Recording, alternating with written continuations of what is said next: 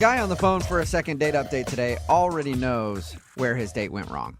Really? And the bad part about it is he was pretty much guaranteed to get a second date, and then he did something really bizarre and screwed everything up. Oh, no. So now he needs to see if he can apologize and get a second date. Chris, why don't you tell everybody what happened?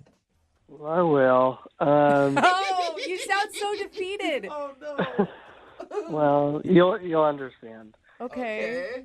So, I mean, I don't date a lot. I want to just preface that. I get nervous really easily. So, a couple of weeks ago, I went out with like a couple coworkers at a local bar. We're all, tech guys. And we were just having a couple of drinks, and it was getting real fun. And they kind of dared me to spot the hottest girl in the bar, and you should go talk to her. That's a good dare. Wow, okay. Yeah, classic dare. I was really nervous about it. I just get way too nervous. I don't talk well. You don't sound I don't nervous. talk well. You don't sound like a nervous guy at all. Yeah, you get it. And so they ended up finally coercing me into doing it. So, I spotted who I thought was the hottest girl in the bar. Uh-huh. And I went over and I was like so nervous. I ended up pulling up my phone and doing a Google search for like pickup lines. Nice. You didn't. Why did you go to that? Because I didn't know what to say. So what'd your phone come up with? Well, the one I used was, and I said this to her while looking at my phone, Oh, God. was, "Hey there, if you were a sheep, I would clone you."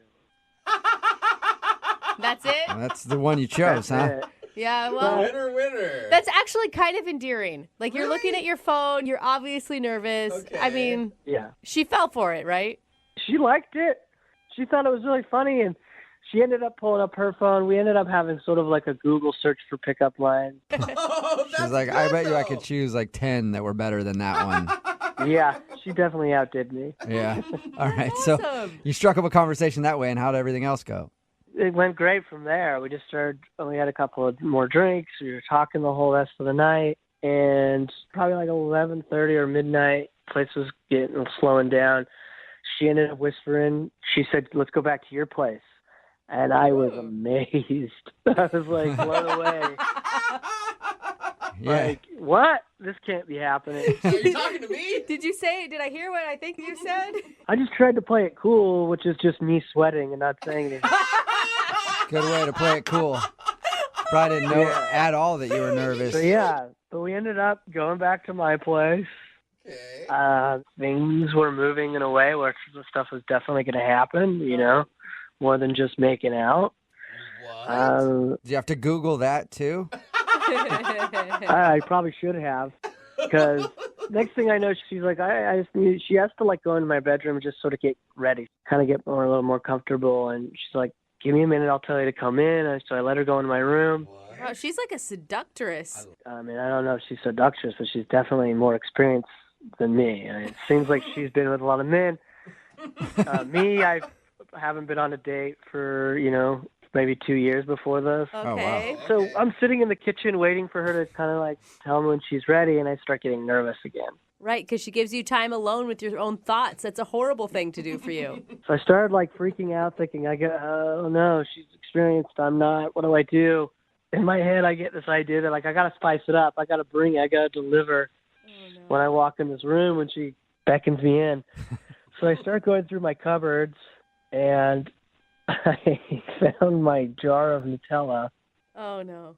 and I got this great idea that is like, hey, you know what? Like, I've seen movies and stuff, and people like eating stuff off each other. Oh, no. That's sexy. That's fun. So I ended up stripping and putting Nutella on myself below. Did you use a butter knife or did you do it by hand? I just have to know. I wasn't going to put a knife down there.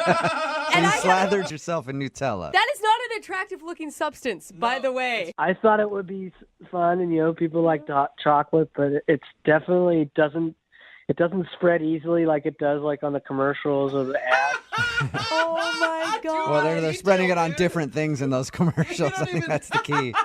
At any point during the spread, did you think, like, maybe this isn't a good idea? At one point, I had both my thighs covered and my entire arm I don't think there was any point of going back. Yeah. You can't really play that off. You covered a lot of body area. Yeah. I was thinking just like the important ones. Your entire arm was covered in Nutella? That was just like me trying to like spread it all out so it looked somewhat even. I was trying to make it look impressive as much as possible. Except for it leads to like hours of having to lick it off. Like you're tired by the time that's going to be done. I didn't think any of this out. It was just impulsive. What did she say? What happened when you walked in the room?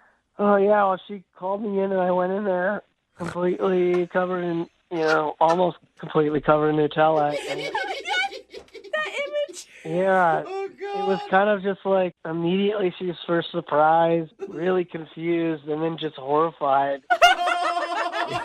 Did you explain to her that it was Nutella before she started thinking it was other things? That's the thing. I don't think I ever did explain it was Nutella. I think she just got up and she You left. just pooped yourself or something? I hope she didn't think that. You're just like, all girls love Nutella, right? Did she say anything to you before she left? She just said it's late. I gotta go. Yeah. Oh. And just let you sit there sticky? Yeah, I mean, I do remember saying, no, don't. Wait, don't go. And then she just kind of didn't respond and just walked right Oh past my me. Oh, wait, don't go. I need Oh an my adult. God. I need somebody to help me clean up. Yeah. Oh my God. Did you that hear is from so her funny. at all after this such an embarrassing experience? Oh, my God. Well, no. Oh, I mean, I've been trying. I just called her and I've sent some texts, but she hasn't responded. have you explained yourself in any of the phone calls or text messages? I was kind of wanting to talk to her directly. So she hasn't responded, so I haven't had a chance to. But I think if I could, we'd have a chance of going on like a second date. Yeah. Well, I bet she'll maybe. remember you when we call. Oh, God. Yeah. I don't see how she could forget me. If she gets you confused with somebody else, you probably don't want another date with her. So. That happens to me all the time. All right, we're going to play a song, come back, and then we'll call her and see if you can talk yourself into a second date, okay? Thank you. All right, hang on. Moving 92.5. Brooke and Jubal in the mornings. Second date update. I'm just going to go ahead and add today's second date update to the list of things I never thought I'd say. But Chris is on the phone, and Chris thinks he's not getting a call back for a date because he slathered himself in Nutella. That's right. You heard me correctly. Chris slathered himself in Nutella, and that's why he's not getting a call back. He met a girl. Wait, hey, Chris, I never got her name from you. What's her name? Mariella? Mariella. Okay. Oh, man. Chris met Mariella out at a bar. He admits that he's not much of a ladies' man. His friends dared him to talk to her. He talked to her, ended up actually going back to his place, and things were moving on to the next level. She went in the bedroom, and that's when Chris got nervous and thought that he needed to spice things up because she might be more experienced than him. So he found a jar of Nutella and put it all over his naked body and then walked into the bedroom without explaining it. And that's when she got up and left. And he hasn't talked to her ever Man. since. Chris, believe it or not, I think you could come back from this. Are you serious? I'm serious. I think that you're cute and endearing and you seem sincere. But I had Nutella all over my body. I mean, that's a good point. Yeah. Was it low fat or regular calories? She might have been offended. She could be on a diet, It might not have been the weirdness of spreading it on your body at all. It was just the regular. Oh, okay. Yeah. Well, wasn't maybe that's the serious. issue. All right. I'm going to dial her phone number right now and see if we can get you a second date, okay? All right, I'm just really nervous. You're not near your kitchen, are you? That's a good question. No. Okay. Just keep it to regular nerves right now. Okay. All right. Here we go.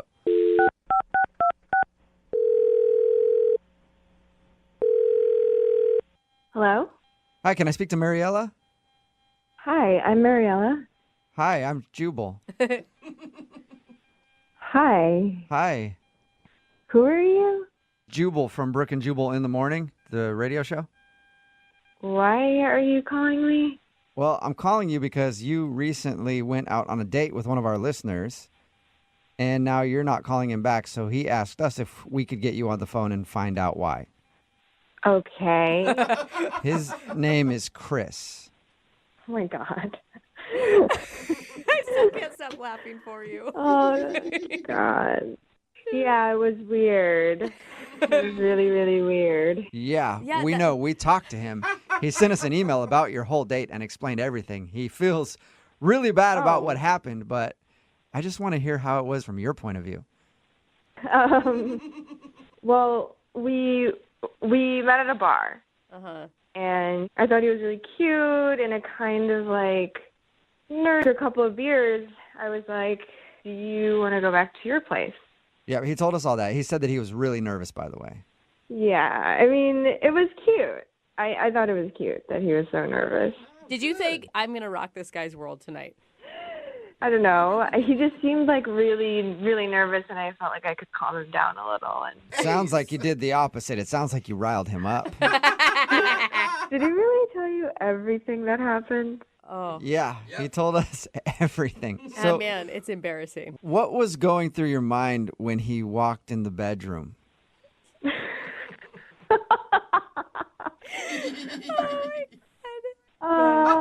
She can't even control herself. I do not blame you.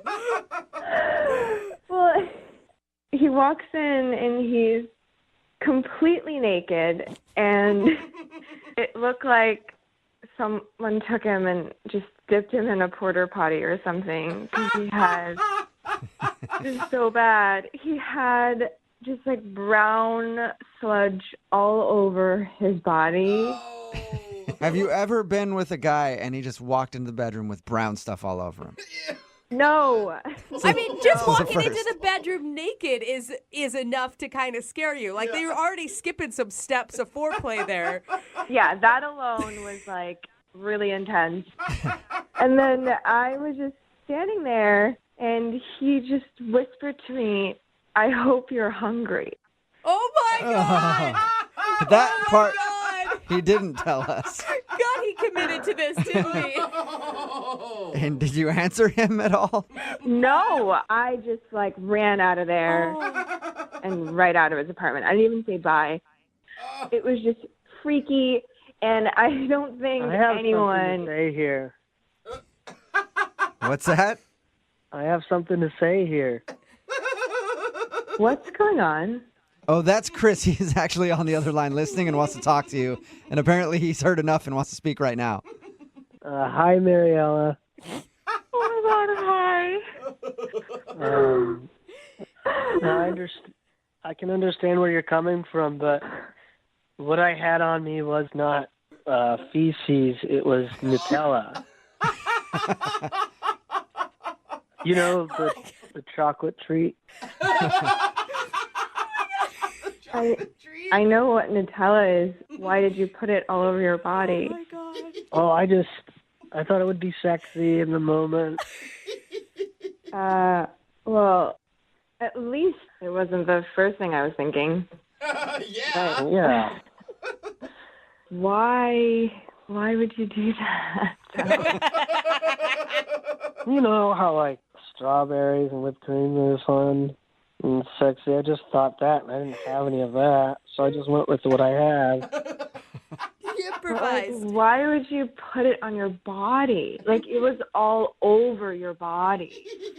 Well, I don't know. I just started putting it some places, thought it would look weird if there was just one area, thought maybe it would make more sense a lot of areas. I get it now. It wasn't the smartest choice. It was just me trying. He learned. You should always discuss food items in the bedroom prior to bringing them into the bedroom. I know that now. I mean, duh. Yeah, I figured it out the hard way. Yeah, so I'm sorry, Mariella. I mean, I didn't mean to freak you out. I was just trying to have a good time, and, it got off the rails. Yeah, that'll happen. You're trying to have a good time. Before you know it, your lap's covered in Nutella. Yeah. And your arms and your chest and your Times knees. roll. I mean, I was just trying to be sexy, and then sexy went all wrong. Yeah, that was like the weirdest thing I've ever seen. Well, can I interest you in doing it again? Because Chris would love to go on a second date with you. We will pay for it if you'll go out with him again. No, Mariella, before you decide, it will not happen again. Any kind of food thing, I won't do it. I think we'll have a really great time. Please go out on a second date. Come I think you on. should give him a chance. I mean, I know that image is going to be hard to erase from your memory. But honestly, he said some really sweet things about you. Well, obviously this was a really bad, tragic mistake. And I can tell that you had really sweet intentions behind it. Yeah, I did. I only had good intentions. Really sweet intentions. Chocolate hazelnut sweet, to be exact. So, will you go out with him again, Mariella? Yeah, I'll give him another chance. Why not? Yes! Really? I knew you could do it, Chris. Congratulations, Chris. You got a second date. It's going to be fun, and if you want to try some other foods, I'd be down for that. You're like at a restaurant, though, Chris. That's what I meant. You didn't think I meant the other thing, right? I think you need to be very clear with Chris going forward about all food activities. Brooke and Jubal in the morning. Text in at 78592 says, sadly, I can relate to the guy in today's second date update. You are probably the only person out there who can actually relate to him. If you missed today's second date update, this dude named Chris wanted to call Mariella. They went out, they met at a bar, went back to his place, and were fooling around a little bit, and things got serious. He admitted to us that he's not very experienced when it comes to dating at all, and he thought maybe she was more experienced, so he wanted to spice things up before they got ready to be intimate. And his idea was to go to his kitchen, raid the cabinets, and add some food to spice things up. And he chose Nutella and rubbed Nutella all over his body before going into the bedroom naked with Nutella rubbed on him. And that's when she left. He didn't even get a chance to explain it was Nutella. She thought it was something else. Yeah. Well, it's not an attractive substance. But the thing is, I get where his mind was because it is delicious. It is. I mean, if you're going to pick a delicious substance, it's just the wrong shade of color. She everything. left and wasn't calling him back. We got her on the phone and eventually explained that it was Nutella and that the reason he did it was because he was nervous. And he actually got a second date. I knew Amazing. he would. He's sweet, though. That's he was why. just sincere, you know? Everybody texting in at 78592 wants to go out with him. Everybody loved him. He's like the Hey, ladies' and man. here's the thing. He would put a lot of effort into your date. Yeah, and if you like Nutella, bonus. Yep. Remember, if you want to do a second date update, all you have to do is email the show, and we will call the person who didn't call you back. Moving 92 points. We've heard a lot of crazy dates for our second date updates. Yeah. People have done a lot of really weird things, but I don't think anybody can top what the dude on the phone for a second date update today did on his first date. Whoa, that's saying a Really? lot. Check this out. He went to the movies. Oh. No, Jubal, why do you do that? And Like, then- I always no, think it's going to get I'm not crazy. done yet. I'm not done yet. Okay. There's a twist. Before the movies, dinner. Crazy. Oh, mind Man, blown. Sean, where do you come up with this stuff? I mean, I wish I could think of date ideas like that, man. Look, I listened to your show. I've heard some crazy first date ideas, Yes. and they never work, like ever. Yes. So I wanted to do the most normal possible thing that I could think of. Well, then And then why'd you you- do dinner in a movie? That's like so weird.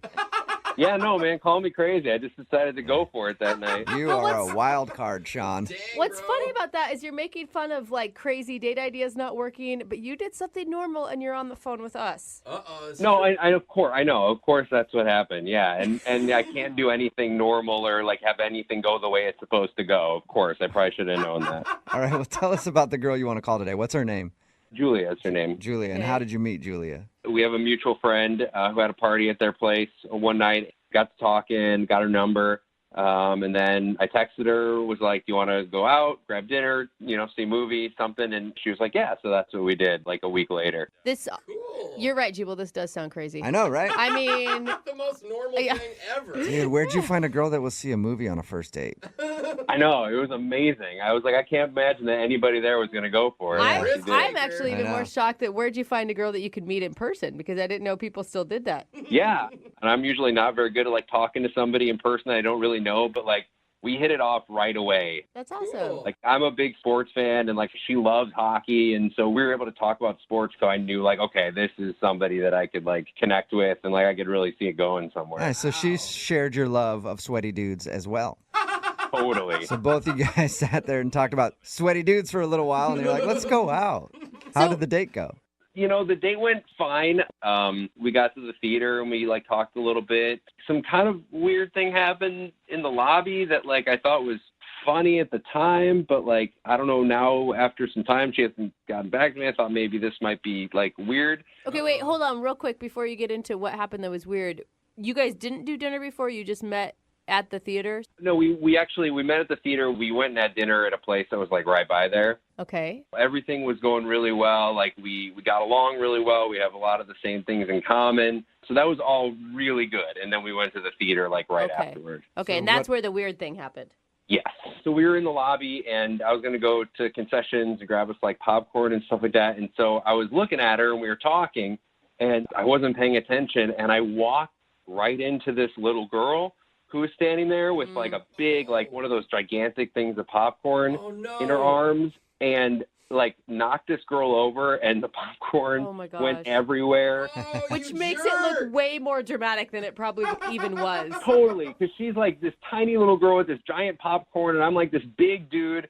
And so, like, she goes flying to the floor. Oh, my and gosh. Popcorn everywhere. And, like, it took me a second to even figure out, like, what actually happened. Like, I was paying attention to Julia was telling me a story. So I froze and then just, like, I just, like, burst out laughing. Like, I couldn't, like, it was horrible. This little girl's, like, laying there. But, like, it was so, like, shocking. But my instant reaction was to laugh, which is horrible. And, like, I felt really bad afterward. Yeah, maybe if you would have stopped and, like, helped the kid up instead of just standing there over her and laughing. Honestly, man, I didn't even have, like, a chance to. Like, by the time, like, I figured out what happened, like, her mom came over and she started yelling at me. So, like, this mom is all in my face and, like, she's pissed. And I was apologizing, but like I still couldn't kind of stop laughing.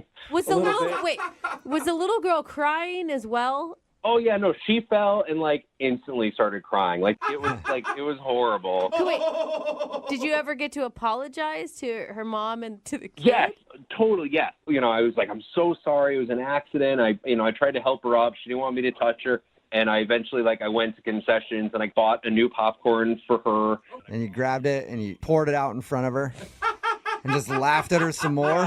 No. Then I was done laughing at that point. I got her the new popcorn. I said I was sorry a million times. And then, we went into the movie. The movie pretty much started, right when we got in there. So we really didn't, talk after that. Okay. And were you the only one laughing, or was Julia laughing with you? She was not laughing. Okay. Oh, that's where you went wrong. How did the date end? Afterward, we came in separate cars, so she went off in her car, and then I went home, and I've tried her, I think, 2 times since then and left her a message, and I just never heard anything back from her. Man. And you think it's got to be the fact that you assaulted a child? It's probably not. Let's not say on the radio assaulted a child, that I assaulted a child. It was a total accident. For accuracy, I think it was the laughter of assaulting the child that really... Who knows? I don't know. Well, we'll play a song, come back, call her and get your second date update and see if it was the fact that you beat up a kid on your first date. All right, we'll do it next. Hang on. Moving 92.5. Brooke and Jubal in the mornings. Second date update. If you're just tuning in to today's second date update, normally this is the time where I do a big intro and embellish the story about what happened on the first date, maybe make a few jokes. Well, this one doesn't even need it. I'll just recap what happened. Sean took a girl out to the movies, and then he ended up knocking over a little girl, spilling her popcorn, and then laughing in her face. And now he's wondering why he's not getting a call back. You don't feel too good about that recap, do you, Sean? Doesn't sound good when you say it. No. Nothing does. But, to your defense, you did apologize profusely, buy the little girl new popcorn. I mean, if this really is the reason that this girl isn't calling you back, do you want to go out with her again? Yeah, of course I want to go out with her again. She was hot. I totally want to. All right. Well, I'm going to dial her phone number right now, see if we can get her on the phone and find out what happened, okay? Okay. All right.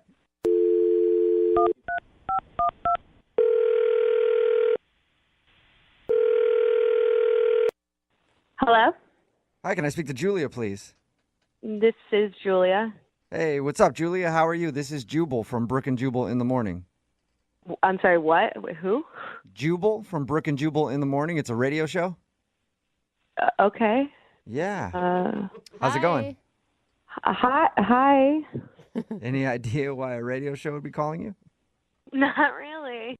What do you think of the Bahamas? Wait, a trip to the Bahamas? No, I was just asking your opinion on the Bahamas. It's just a I'm poll calling we you were because you actually went out on a date with one of our listeners, and they emailed us to get a hold of you. Wait, but what about the Bahamas again? Oh, I was thinking of booking a vacation coming up. I was just asking your opinion if you'd ever been. But let's get to that later. We do a segment on our show called the Second Date Update. That's where if you go out on a date with somebody and then end up not calling them back after, they email us to see if we can get you on the phone and find out what happened. And you recently went out with a dude named Sean.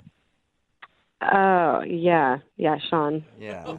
And Sean emailed us because he says he took you out to dinner and a movie and he thought everything was great, but now you're not returning any of his phone calls or text messages. Yeah. I mean, did he tell you guys what happened on the date, or it was like kind of embarrassing? Do you mean when he punched the kid? He didn't punch the He kid. did not. When he knocked the little girl over and the popcorn went everywhere. He told us that part. Yeah, that was pretty bad. Everyone was staring. We were sort of the center of attention in the lobby. Oh, no. He also said that his first reaction was to laugh, so it looked like he was laughing at this little girl. Yeah, he was laughing hysterically. He couldn't get it together. And the mom was angry and screaming at him. Whoa. It was not good. Did you think he was a bad person for laughing? Not a bad person. That's a bit extreme, but Right. it definitely was not the right reaction. He's laughing in the face of this crying 6-year-old, and I'm looking at him like, are you serious? Stop. Yeah, I can see how that would be a little unsettling. Yeah, so I kind of put a damper on the whole thing because we were having a really good conversation right before that happened. So. Yeah. I could see that. So is that it then? Is that why you don't want to call him back? No, that's not all that happened. Did he talk to you at all about once we went into the movie? There's something worse than him laughing at an injured 6-year-old? To me, yeah. What? Yeah, what's worse than that? Like an old lady? Well, no. He's just throwing elbows at everybody in the theater? What's he doing? No, he didn't do anything to anybody else. But he did something that, for me, I thought was way more inappropriate. When we got into the movie theater, the movie started, lights were down, everyone was quiet because they were watching the movie, and he kept talking about what happened with the little girl. He wouldn't let it go. Oh, he was talking to you? Yeah, he was leaning over to me during the movie, being her mom should have been watching her. Why was she even in my way? And blaming the little girl for it. What? No. So what I was... wouldn't have had to knee her in the forehead if she wasn't standing in front of my knee. Yeah, no, really though, he was completely blaming her, and then was saying that I was distracting him with a story I was telling right before. He said that I distracted him from the little girl, and it was partially my fault. Oh. Wow, What so he blamed her and you. What did you say to that? I mean, I wanted him to just be quiet, so I was just yeah. And I wasn't sure if he was joking, but if he was joking, I did not think it was funny. Yeah, well, he obviously has a weird sense of humor with the whole laughter to begin with. So, I don't know, maybe benefit of the doubt, he was being sarcastic? Maybe he was trying to make a joke, lighten the mood, and was embarrassed. I don't know. But, I mean, he was blaming everybody else for it. Wow. Okay, so Yeah. so you just thought basically he's a jerk and you don't want to see him again. Yeah, it was just a turnoff that he wouldn't take responsibility for what he did. And I don't... Julia, Hello? that's interesting. Hello? Sorry, what's going on? Oh, Julia, I forgot to tell you, Sean is actually on the other line listening to this conversation. Are you, He wants to are talk you to you. serious? Yeah. Yeah, he is serious. I'm right here. Okay. I mean, you get that that's obnoxious behavior, right? Well, first of all, when we got in there, we were totally having a great conversation. And then after that happened, and I did all those nice things to these people who shouldn't have been screaming at me in the lobby. You totally were giving me the cold shoulder and not talking to me. So I was trying to tell you that it was not my I wasn't fault. talking to you because we were in a movie. I was talking about before the movie even started yet, before, during the preview and stuff like that. You totally I liked the stopped preview. talking to me. Yeah, usually people stop talking at the beginning of a movie, Sean. Well, look, the point is, I think she thought that I was this horrible person for doing this, and I wanted her to know, first of all, this little girl is just standing there in the middle of the lobby. Where is this mom? She came out of nowhere and started yelling at me, but watch your kid. Wait, All right, that's Do you like hear how you're coming off right now? You were there. I mean, you were there, right? You saw that she was nowhere to be seen. Like, she just She's let her a kid little walk around. kid. She's not like to blame for you running into her. I mean, what was I supposed to do? Like, go over to her and be like, "Hey, little girl, you are in the way. Can you just like get up and move?" No, but I thought maybe like when the mom just started screaming in my face, maybe you would like come to my defense, considering I was talking to you and looking at you when it happened. So wait, that was Julia's fault that she didn't defend you against an angry mother as well? She just stood there. Oh my God! You Yeah, don't Julia. take responsibility for anything, do She's you? the jerk. Yeah, what are you doing, Julia? Gosh. See, that is exactly what I'm talking about. No responsibility, blaming everyone else for the whole thing. It literally wasn't my fault. Like, I was looking at you and the little girl was in my way. There was nothing about that was my fault. Everybody else around me was God. making that happen. Julia, I think he sounds like real relationship material, and that getting into yeah. arguments with him down the road is going to be just real fun. See, this is exactly why I wasn't responding to his text to begin Yeah. with. I can see. I get it. Okay, I am coming across as a bad guy here, and I am not the bad guy in this. Like, if I could, like, diagram this out for you, like, the way that we were walking and the way that Julia was facing, she could see the kid in front of me. Like, she watched me walk right into her. She had, like, a good 3 seconds easily Julia, to warn me it was going to happen. You monster, Julia. How could you just watch that kid about to get wrecked by Sean in the movie theater? She set the kid up. Oh my! I cannot believe what you're saying right now. He's ready to. You're like a detective now. He's ready to submit diagrams of what happened. Sean, just apologize and leave it at that. I don't get why you can't do that. Okay, fine. I will apologize. I apologize that Julia didn't see this person and tell me that she was coming and then make me look like this crazy monster who, like, assaulted a kid. Awesome. Okay, then. On that note, I think I need to ask you guys if you'll go out again on a second date. Julia, would you like to go out with Sean again one more time? We'll pay for it. No, thanks. Not even if you pay for it. Of course you would say that. She's a monster. Yeah, Sean, I'm sorry, man. No second date for you. All right, well, you know what? At least we know who's to blame, and it's not me. It's Julia, because she can't see the big f***ing picture. Yeah. That's Get it. with it, Julia. Damn it. Brooke and Jubal in the morning. Text in at 78592 says that 6-year-old girl was such a jerk. I know. Ruined everything. Yeah, those kids. Talking about today's second date update. If you missed it, Sean wanted to call Julia. And Sean said they were out on a date. They went to the movies, kind of a normal date. The weird thing that happened, though, was while he was talking to her, he ran into a little kid at the theater, and she spilled her popcorn and started crying and stuff. And then his first reaction was to laugh because he was nervous, and I guess that's what you do. And he thought that might have made the date go bad. And it kind of did. That wasn't the main part, though. After that, he started blaming the kid for it, for being in his way, and saying that the mom should have been paying attention to the kid, and just kind of blaming everything on everybody else. Well, he even got to a point in the second date update where he blamed Julia, his date, for not warning him that the kid was in the line of walking. Yeah. Somebody else texted in at 78592 and said he sounds like the kind of guy that gets caught cheating and is like, it's not my fault. Yeah. Like, she hit me up on Instagram, and then I responded to her. Yeah. And then I set up a meeting, and she took her clothes off. What do you want me to do? It's your fault. You haven't been paying attention to me. Yeah, seriously. If you would like more of my photos, then maybe we wouldn't have this problem. So they agreed not to go out again. Good. Yeah. And he's probably blaming her for that, not him. She is. Remember, if you want to do a second date update, all you have to do is email the show, and we will call the person that didn't call you back. Johnny Knoxville here. Check out Brooke and Jubal's second date update.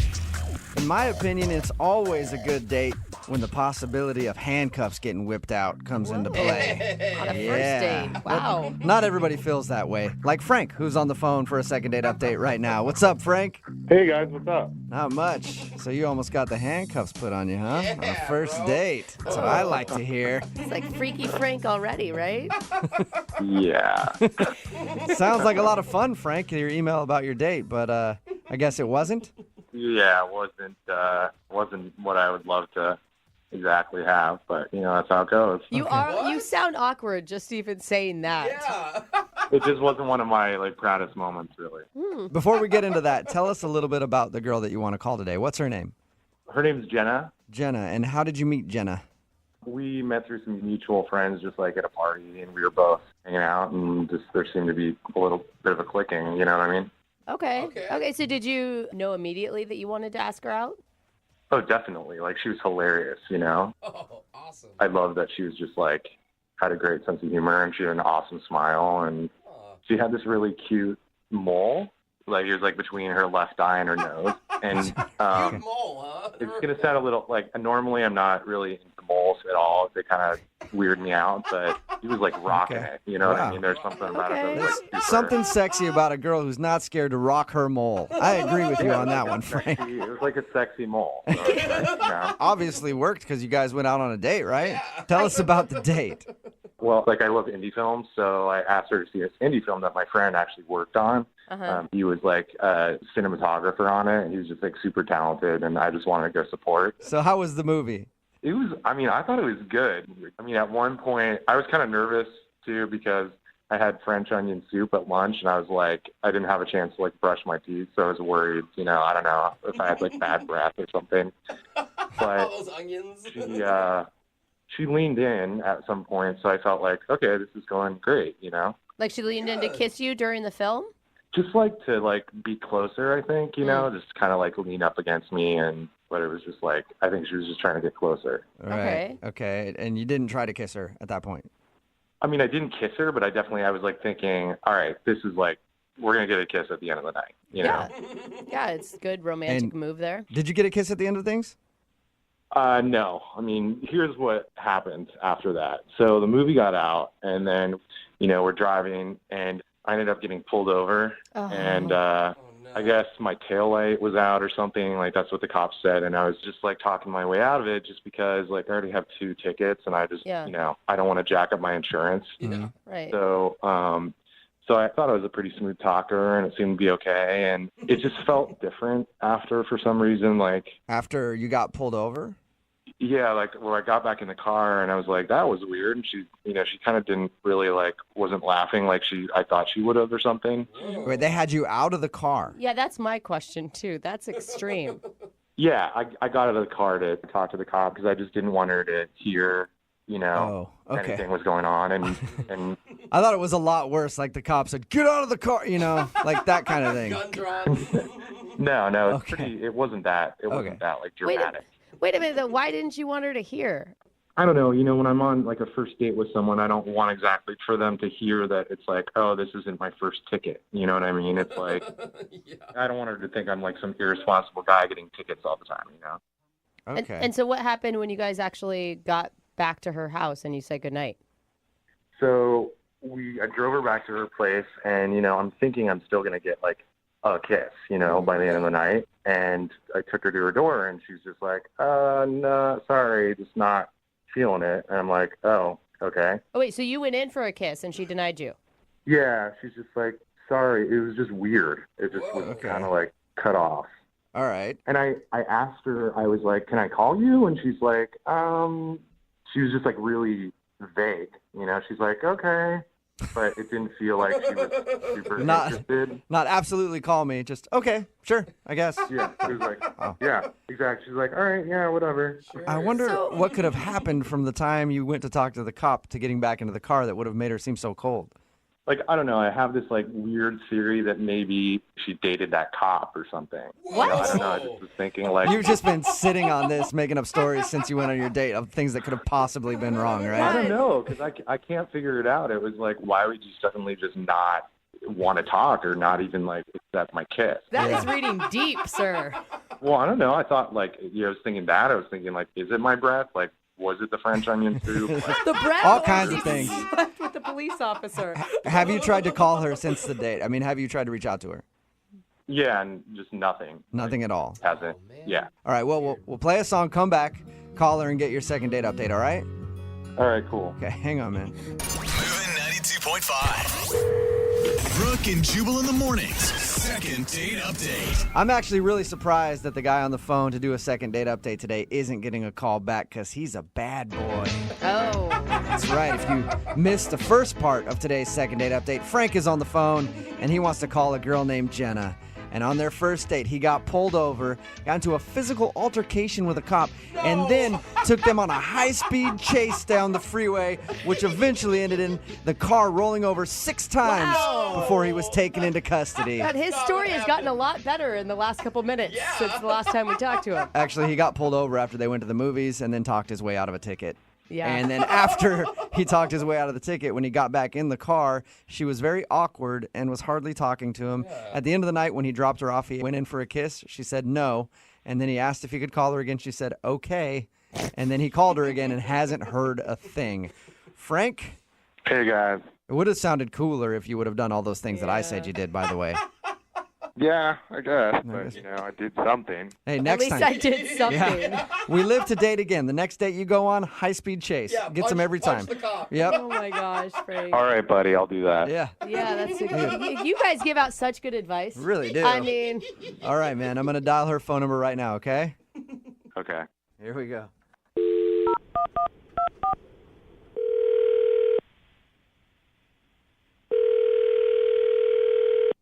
Hello? Hi, I was looking for Jenna. Hi, this is Jenna. Hey, Jenna. What's going on? Not much. May I ask who's calling? Sure. are you going to answer her? I don't know. I mean, you can ask. Oh, you're waiting. Would you like to know who it is? Who's calling me? What's going on? This is Jubal from Brooke and Jubal in the Morning, the radio show. Are you serious? Yeah. How are you? Fine. Why are you calling me? This is so I'm awkward. calling you because one of our listeners actually sent us an email about you. His name is Frank. What? Yeah. His name is Frank, and you guys recently went to a movie together. Yeah. Yeah. And Frank told us that after your date, he's been trying to get a hold of you because he would like to see you again, and you haven't been responding to any of his phone calls or text messages or anything. Oh, my gosh. So Frank asked us if we could call you and find out why you don't want to see him again. There's no way that this is real. No, this is 100% real. It's a segment we do on our show called the Second Date Update. Frank wants to know why you're not answering the phone. Oh, my gosh. So are you laughing at the fact that a radio station is calling you, or just the thought of Frank? Just that he isn't taking me not calling him back and he's having you guys call me? That's very funny. Well, I think he knows that you've blown him off. Now he just wants to know why, so he figured we could maybe find that out. Do you mind telling us a little bit about your date? Well, I mean, my date wasn't great, but I don't want to, talk behind his back, especially on the radio. Yeah, but it's really not behind his back if you think about it. He's the one that asked us to make this phone call. It's not like we're doing it out of the blue. Yeah. Well, maybe don't tell him this exact version, but I just can't go out with a guy that I don't respect. Whoa, that Wow. got more serious than I expected it to. I thought you were going to say he's got a weird haircut or something. Why don't you respect him? I mean, I don't know how much he told you about the date. Okay, he told us that he took you to a movie, and then there was an awkward moment when he got pulled over for having a brake light out or something. And then he talked to the cop, got out of the ticket, and when he got back in the car, he said that you were very cold to him. And then you wouldn't kiss him when he dropped you off, and then he said that you haven't answered his phone calls. That's pretty much it. Okay. That's a lot, isn't it? Yeah. Yeah. You want me to tell you his theory on why he thinks you're not calling him back? Sure. Because I guess he's been racking his brain for reasons, and he was thinking that maybe the cop that pulled you guys over was somebody that you used to date. Are you serious? Yeah. Oh, my God, that's so extreme. So you're laughing at that. I'm guessing that's not the case. You didn't date that cop? No, I did not. Oh, He man. He just can't figure it out because, according to him, everything was great until he got pulled over, and then after that, you were weird. Well, he thinks I didn't see what he did, but I saw it. What did he do? What? So we get pulled over. He immediately gets out of the car. I'm like, what are you doing? Stay in the car. The cop's freaking out. He's telling him to get back in the car. Really? Yeah, and then he starts crying to the cop to get out of it. Like tears? Yes, he's like blubbering. He's like, please, officer, I'm on a date and I have all these other tickets and I just really need a break today. It was insane. I'm picturing a huge scene, like the cop with his gun drawn and him sobbing. No, I mean, it wasn't that dramatic, but they just like went to the back of the car and, apparently thought I couldn't hear anything, but I heard everything. So was he, maybe he was legitimately crying. Some people get really scared and nervous when they get pulled over. No, because then he gets back in the car and he's all bragging to me like, well, I really, smoothed my way through that, really talked my way out of that one. How impressive is this? So he was telling you that when he didn't think that you heard he was crying? Yeah. Was he still in tears when he got in the car? No, he wiped away his eyes, but he was totally, all like smooth soccer, like, look what I just did. Why didn't you just call him out on it? I don't know why I didn't in the moment, but in my mind the whole time I'm thinking, did you just really cry to get out of the ticket? The cop was even like, this is awkward. Yeah. I got to get out of here. It worked. He didn't get a ticket. Yeah. I think it's a great move. Well, yeah, he didn't get a ticket, but he also didn't get a chance to go out with me again. Well, thank you for telling us your story, Jenna. I do also want to tell you, I hope that he's not crying right now, but Frank is actually on the other line listening to this conversation and wants to talk to you. What? Yeah. Frank? Yeah. Wow, Frank. Oh, my God. Is what Jenna says true? You thought I was crying. Are you a moron? Like, it was fake. I just Excuse tried me? to get out of the ticket. It's called acting. You know what I mean? Did you just call me a moron? I just told them what Yeah. happened. Yeah, I did. Are you... Okay, well, now not only are you sad and pathetic, but you're also rude. Well, what was I supposed to do? You were like, we get pulled over for like nothing. You're doing nothing to help. You're like freaking out like it's like an earthquake or something. Whoa. And I was. What kind of man are you? You can't even handle getting a ticket. You just speak to the officer, you explain the situation. It's not that hard to do. Yeah, well, you could have like gotten out and or done something like, hey, show them some cleavage, and What? Are you kidding me? Frank! yeah, that is the least you could have done, like just show them boobs. Then I wouldn't have had to get out of it. So Did you're you just blaming say that? you're blaming her for you getting out of the car and crying to the cop to try to get out of a ticket. And you're suggesting that I flashed this cop? Are you kidding me? All she was doing was just panicking the whole time. She was just freaking out the whole time, and she Oh was my like, God. "Oh Okay. my God!" I wasn't freaking out. I was just sitting there like anyone would do when they get a ticket. You were the one who was totally freaking out. Yeah, no, I was the one who handled it. Handled it like a it's like 15-year-old girl. you know what? I was proud of myself, and you should be proud that someone handled the situation. I didn't know what to do. You're sitting there wailing to this poor cop about how you've got all these other tickets and you're on a date, and how can I possibly respect you when you get back in the car? Jenna, you're obviously not used to going out with a real man. Frank, are you just really embarrassed? Is that why you're being so aggressive? No. Jenna said I was crying. I was not crying. I was fake crying. Okay? There's like a major difference. Oh. Hey, Jenna, I would love to ask if you guys would like to go on a second date. Jenna, would you like to go out with Frank again? We'll pay for it. No. Oh, what are you talking about, Jenna? What good are you if you can't use your boobs properly? You know what? I thought you were cool. Like we laughed about the Ghostbusters and like laughed our tails off, and you're just like, have no respect for someone taking care of a situation and handling it like a real man does fake cry. Yeah. I've been saying that for years. Right. A real man will fake cry to get his way out of things. Like anytime anybody's Pretty been much. aggressive with me, wanted to fight in a bar or something like that, I cry and I run out. And that's what real men You do. want to handle this like real Yeah, men? pretty much it. So that's a no, Jenna, no second date with Frank? No, and good luck to him finding someone who will. Oh. Sorry, Frank. Jenna, that's fine. I don't care, because if I had to do it again, I would fake cry to another cop, whatever I have to do. All right, well, it wasn't a successful second date for you, Frank, but you did help us learn a lesson today. That fake crying is the manly way to get out of things. Thank you. Appreciate it. Brooke and Jubal in the morning. Text in at 78592 says, why can't I find a guy like that? I love a fake crier. It's Brooke and Jubal in the morning. Talking about today's second date update. If you missed it, Frank took Jenna to the movies, and Frank admitted that afterwards he was pulled over by the police, but managed to talk his way out of the ticket. But he was confused why Jenna wasn't returning any of his calls. We called Jenna, and she told us Frank got out of the ticket by crying to the police officer.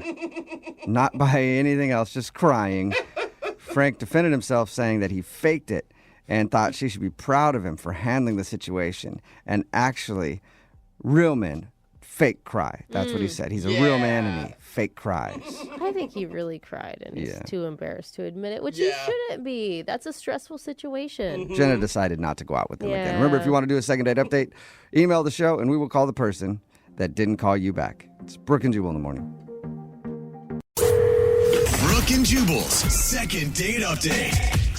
Today's second date update is an extreme second date update. Ooh, exciting. And I don't mean extreme like they did something extreme. I mean the fact that they've actually been out on like 3 dates, I guess. What? So it was not a first date that went bad. They've been out 3 times, and now the dude is not calling her back. So that's extreme. Or a fourth date update is maybe what we should call it. Whatever it is. Tash is on the phone, and Tash wants to talk to us about it. What's up, Tash? How are you?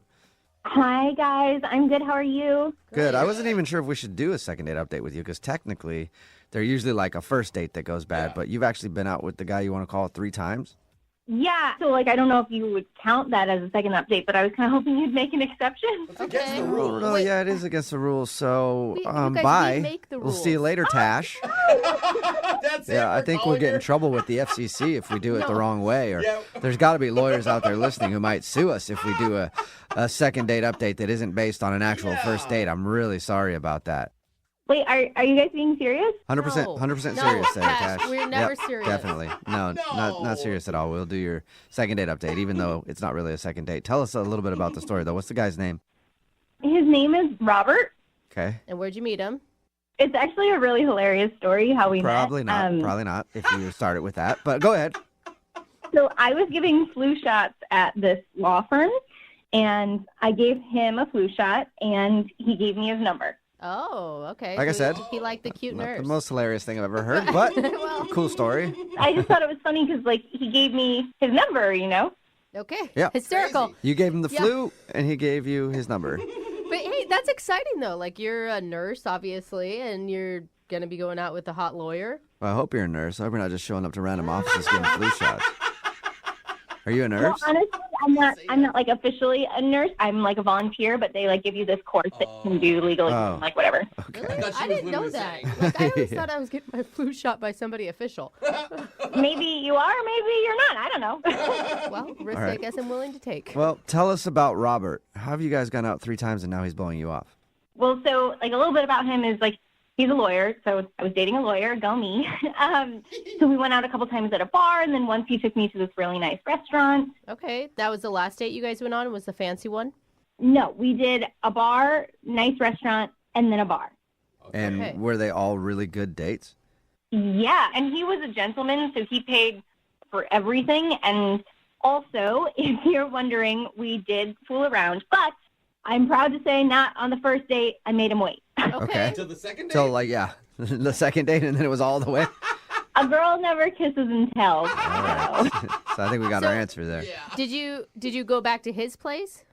Yeah, well, so, okay, he's smart and handsome, and he's got a very nice condo, really nice. Okay. Lawyer, so yeah. I feel like he just kind of got me, but lately he's just been MIA. I can't get a hold of him, and I just don't understand. Maybe that's the problem. He got you, and that's all he wanted. Yeah. Do you understand what I'm saying? Do you get what I'm saying by that, Tash? I just want to make sure you're tracking with me there. Is this another, flu shot joke? No. No. I'm saying maybe he just wanted to hook up with you, and then he did, and that's why he's not calling you back. Yeah. Oh, yeah, I've heard of guys who do that before, but he's definitely not one of those guys. Well, and the thing is he's a lawyer, so he's obviously really busy. I'm sure he's billing 100 hours a week, and he's making time to see you 3 different times. So feels like he would like you more than that. Yeah, but, he's successful, and he's super hot, and so, maybe he has his pick of lots of beautiful women, and I'm just true. this chick who gave him a flu shot. Yeah, flu At shot least you're not a chick. chick who gave him something else. Medical attention Yeah. in general. There is one other thing, though, just because, like, I know that he's, like I said, he's a lawyer and he's hot and he's successful. Like, I don't know if maybe he is dating other people as well. And there was just this one time where I came to his door, right, and he made me wait, like, 45 seconds before he let me actually come in. So, like, he was there, he said, hi, hold on, and he made me wait, like, 45 seconds. So I don't know if he was putting away pictures of other women or he was, like, finishing up a phone call. Do you actually like open the door and then close the door and tell you to hang on and then open it again? Correct, yeah. Okay, that's kind of weird. Little sketch. Did you? Maybe this place was dirty. Maybe he was just trying to clean it up. Yeah, maybe he was cleaning up, but it kind of seemed sketchier than that to Yeah, me. probably because he was watching porn and he had to turn it off. No, gross. Who knows? I'm just saying, like, that's a 45-second activity to turn off. So it makes sense to me. When was the last time you talked to him? It was about, like, 6 days ago. Okay, and how did that conversation go? It was like I texted him, and he responded, like, a really brief answer, and then I texted again, and he never responded. Okay, so he just kind of like just left, basically. Yeah. Okay, well, we'll try to figure it out. We'll play a song and then come back and call him and get your second date update, okay? Thank you guys so much for doing this. You're welcome. Hang on. Well, don't thank us yet. Moving 92.5. Brooke and Jubal in the mornings. Second date update. I'm excited about today's second date update because we haven't been sued for one of these yet. And hopefully today we can finally get sued for a second date update because we're about to call a lawyer. And I think that's great. So, Tash, thank you for making that happen for me. Hopefully we can get you another date, though. Yeah. Yeah, you're welcome. Yeah, no problem. All right. Can't wait for the lawsuit. Can't wait to see if we can get you another date, too. If you're just tuning in, Tash is on the phone, and she wants to call a dude named Robert. Robert is a lawyer. They actually met when she was giving flu shots at his office. They have actually gone out 3 times, and now he's just blown her off, and she can't figure out why. So we're going to call him and see if we can figure out what's up. Anything you want to say before we call him? Good luck, me. Good luck, me. All right, a little pep talk for yourself. I mean, I know I know he's like hot and he's a lawyer, but did you feel a special connection with him? Definitely. No, I really, really liked him, and I definitely felt like he was really into me, which was great.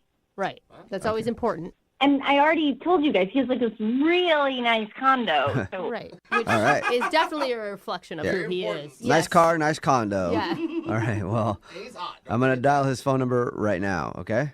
I'm kind of nervous. Yeah. Me too. Both of us are excited to talk to him for different reasons. All right, here we go. For a lawsuit.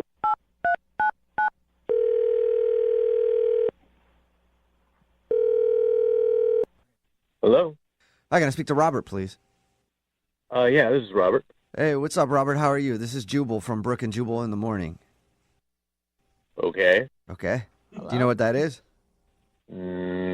Sounds vaguely familiar. Yeah, okay. I figured you didn't know based on the very long pause when I said my name. It's Jubal from Brooke and Jubal in the morning. It's a radio show. Yeah, I've heard of you guys. Okay, cool. Well, Thank you. I mean, I don't listen, but I've heard of it. Okay, well, I retract Cool. my thank you. I mean, as long as you've heard of it, I'm good. Yeah. What's this about? Oh, okay. I forgot. Got sidetracked. We do this thing on our show called a second date update. That's where if you go out on a date with somebody and then end up not calling them back after, they can email us to get you on the phone and figure out what happened. Okay. Okay. And so we got an email about you from someone who you've actually been out on a few dates with. Really? Yeah. Her name is Tash. Oh. Right. Okay. No, that's not good. No. Not good. It's not good? I just think it's better that I don't see her anymore. So, yeah, I think that's I can't. Is there a specific reason? I mean, she said she really liked you. You guys went out on like 3 dates. No, she's great. I mean, you talk to her, you just let her know that it's just there's a big misunderstanding, and I'm not quite sure how to fix it. Okay. I mean, from what you're saying to me, big misunderstanding. Can't see her anymore, even though she's great. Are you cheating on somebody? Oh, no, nothing like that. No. Okay. Well, it sounds like you feel bad about something. I kind of do, because she's very pretty and she's funny, and Okay, so you said to tell her that you're sorry that you can't see her again. If you guys could just tell her that I'm sorry, Right. I can't see her again. Well, that's what I'm saying is if you like her enough to be like you're really sorry about it and feeling bad, don't you think you should give her some closure so she knows why you stopped talking to her? Okay. So on our first date, seems to be going really great, and then she just says out of the blue that she's just really excited to go out with a lawyer. Okay. I think a lot of girls would be. You think she was only concerned with you being a lawyer, like she just liked you for your job? Well, the thing is, if she's really excited about me being a lawyer, that's the sticky part, because I'm not. Oh. Oh, what? What do you do at the law firm then? Yeah. I work in maintenance, so I was just, standing in line with everybody else to get my shot, and she just assumed that I was, and I didn't realize that she didn't know that I wasn't. I mean, I would have told her the truth. I swear. But if you could just seen her, the way she lit up when she's like, she seemed so happy about the lawyer thing. You're like, Okay. So you just went with it. Yeah, I had to. She didn't seem like she'd be happy about dating a maintenance guy. Like, just from the way she was talking, and she was gushing about it. And I was just, all of a sudden, like, that tunnel vision hits you, and you're like, well, what do I do? What do I do? And so I kind of went with it. Okay. But I didn't expect her to want to go out with me again. And I talked to one of my buddies at the firm, and he let me borrow his I can't believe I'm telling you this. He let me borrow his condo and his car. What? Oh, yeah, because she mentioned that you had a really nice place and a really nice car. You took the lie that far that you're borrowing someone's house? I didn't know what to do. I was just, I liked her, you understand, I liked her a lot. And I didn't think she'd like me back if I wasn't. All of a sudden, at this point, I'm stuck. So I just tried really hard to look and sound like a lawyer, and it's what I did. Oh. I feel horrible now. I can't keep this lie going. It's just too much. Yeah. I know how that feels to keep a lie going and you feel bad about it, because I've been keeping a lie going for a few minutes now, and I feel bad about it because guess what? She's on the other line listening and wants to talk to you. Wait, what do you mean? She's on the other phone line and wants to talk to you. Tash, are you there? What's going on, Robert? Are you really not a lawyer? What? That's the first thing. Just come clean. God, no, Tash. I'm not a lawyer. At best I clean lawyers' toilets. Oh my God! Wait, is it also not your condo? It was really nice. No, it's not my condo. That one time you came over and I made you wait a few minutes? I was actually taking down my buddy's pictures of him and his fiancée. Oh my God, you lied to me. Yeah, I'm really not proud of any of this.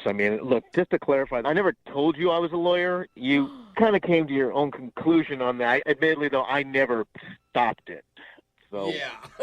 So it's still a huge lie. Yeah. I don't understand why you did this. It's like I said before, I like you a lot. You're probably one of the most amazing people I've ever met. And I'm a janitor, and you're like a nurse. You got like a really great job, and just you're awesome.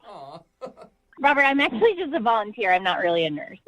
That's right. Oh my God, what did you guys talk about the 3 times you went out? Neither of you know anything about each other. Actually, she did ask me a lot of lawyer things. Last time that we hung out, you were actually trying to get free legal advice, and you kept asking about your parents' will. And I'm like, I'm going to have to do some more studying because my brain was raised. I couldn't Google fast enough. You're literally You're like acting like you're texting, but you're Googling legal terms? Pretty much, yeah. I'm just so blown away by this. I can't believe this is happening to me. Now, are you more upset that he lied to you or that he didn't trust you enough that you would be okay with what he really did? Everything you said. Okay. All right. So, all right, well, would you like him if you knew that he was a janitor? Would you have gone on a date with him? I don't know. Sounds like a no to me. Yeah, it does. Is that what you want to be your whole life? Absolutely not. Doing this to pay the bills. I enjoy watching lawyer TV shows, and I was thinking maybe I might go to school to probably try to actually become one. Hey! But I gotta work. Yeah. I actually really like those shows too. So you're kind of like pre-law then? Pre-law. Yeah. I guess you could call it that. I'm really, really interested in going to school for it one day. Hey. Oh, there you go. Okay. That changes things. Okay. Oh, wow. All right. So, Robert, let me ask you this. Would you like to go on I guess it'd be a fourth date, but I'll say second date just because Hey, that's you what I always say. do. You And, always and do. I can't get out of my flow, or I'll get all messed up. Robert, would you like to go on a second date with Tash? We'll pay for it. You can find out what she actually does for a living too. Hey, I would. I mean, like I said, I think she's great. awesome. Tash, you said yes. You could have a date with somebody who's pre-law now, just not a lawyer. You want to go? I mean, yeah, I'd like to go out with a lawyer in training. Yeah, you know what they say. Yeah. Date a law student, marry Yeah, a exactly. lawyer. I guess, hold on, real quick, Robert, I do have one question, because, like, when are you going to take the bar? Is that coming up? I heard you have to, like, take that test.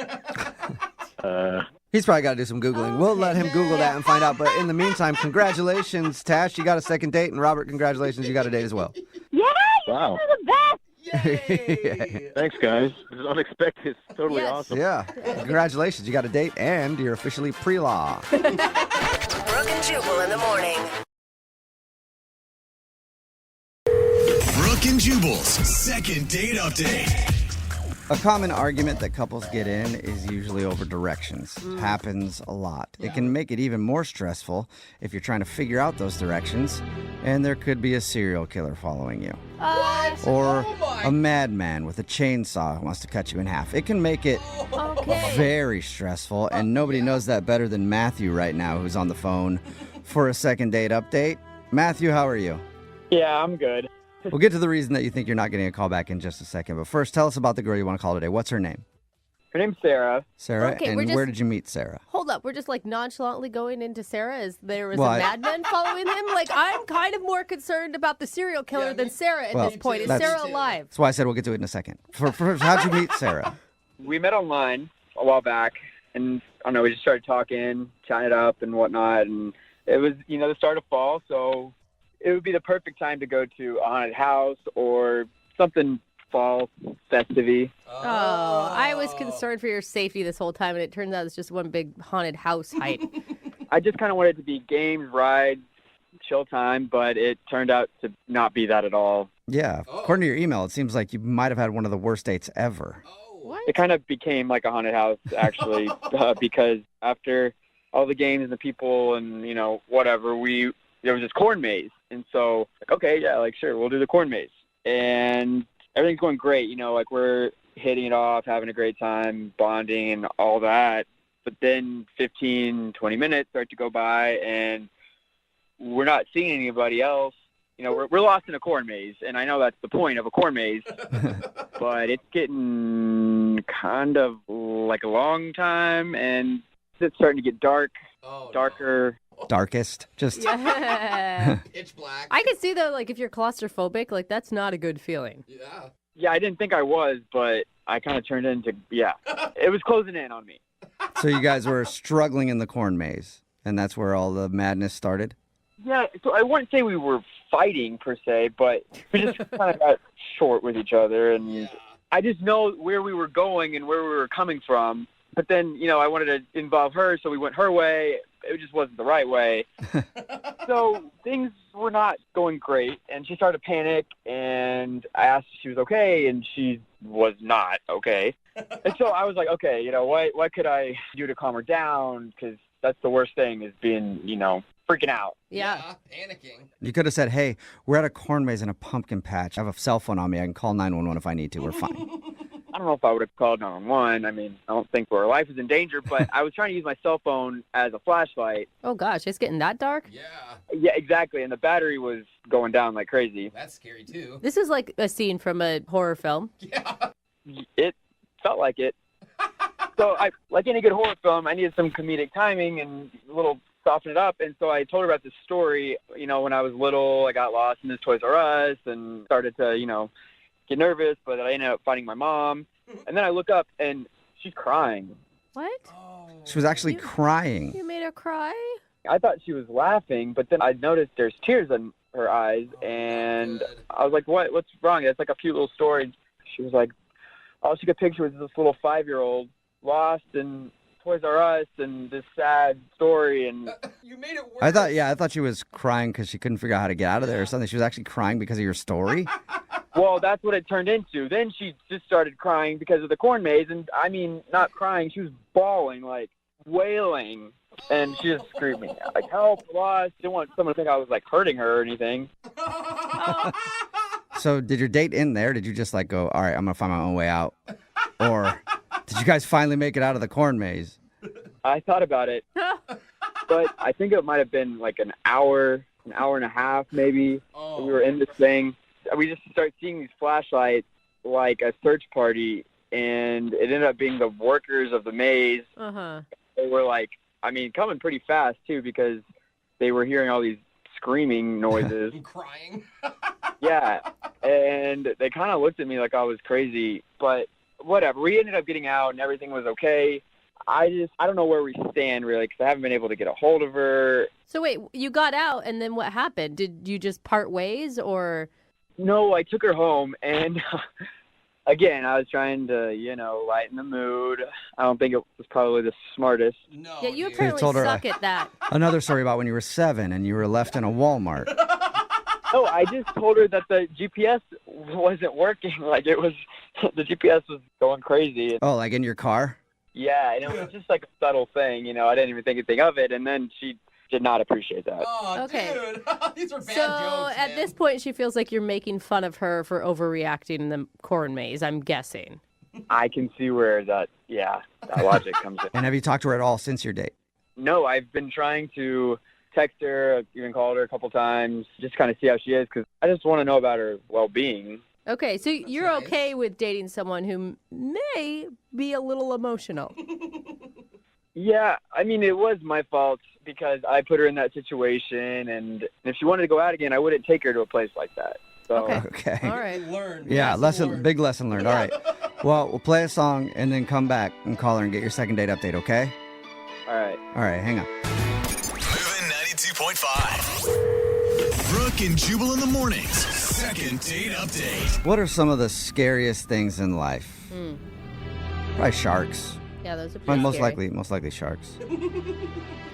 And then there's the corn maze. Right from there to the... Okay. Yeah, those are probably the two scariest things. That's it. Or what if there's a shark in a corn maze? It's impossible. That would be hard. horrible. Also, a great new movie that should come out. Oh, really? They had Sharknado. Why not Shark in a Corn Maze? Yeah. Anybody called Sarah Michelle Gellar about that one? I'm sure she's got a clear schedule for it. I mean, you put Anyway. this theme song behind it, and I'm already frightened. We'll work on that after the second date update. But right now, Matthew is on the phone, and he wants to call a girl named Sarah. That's what they did on their first date. They went out to a place that had a corn maze, and things got bad because they got lost in the corn maze. Eventually, she was crying because she just wanted to get out of there. Yeah. They were finally found by the staff. They got out. They drove home, and he made a joke at the end of the evening about his GPS not working in his car. She didn't like that joke very much, and she hasn't talked to him since. So we're about to get her on the phone and find out if we can get Matthew a second date. You ready to go, Matthew? Yep. Okay, All right. I just, hope she wasn't actually crying because she was scared she was going to be stuck with you forever. Ouch. Yeah. I'm just saying, prepare for that. We've heard some not very nice, kind things during these second date updates. Yeah, like I said, I just want to make sure everything's okay and she's not completely traumatized, and maybe we can, do something else besides go to a corn maze. Okay. Yeah. Good All right. choice. Well, I'll dial her phone number right now. Here we go.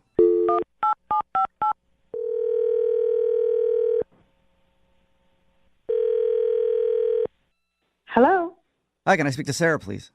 this is she. Sarah, how are you? This is Jubal from Brooke and Jubal in the Morning. This is who? Jubal from Brooke and Jubal in the Morning. It's a radio show. Jubal. No, that's my sister. My name is Jubal.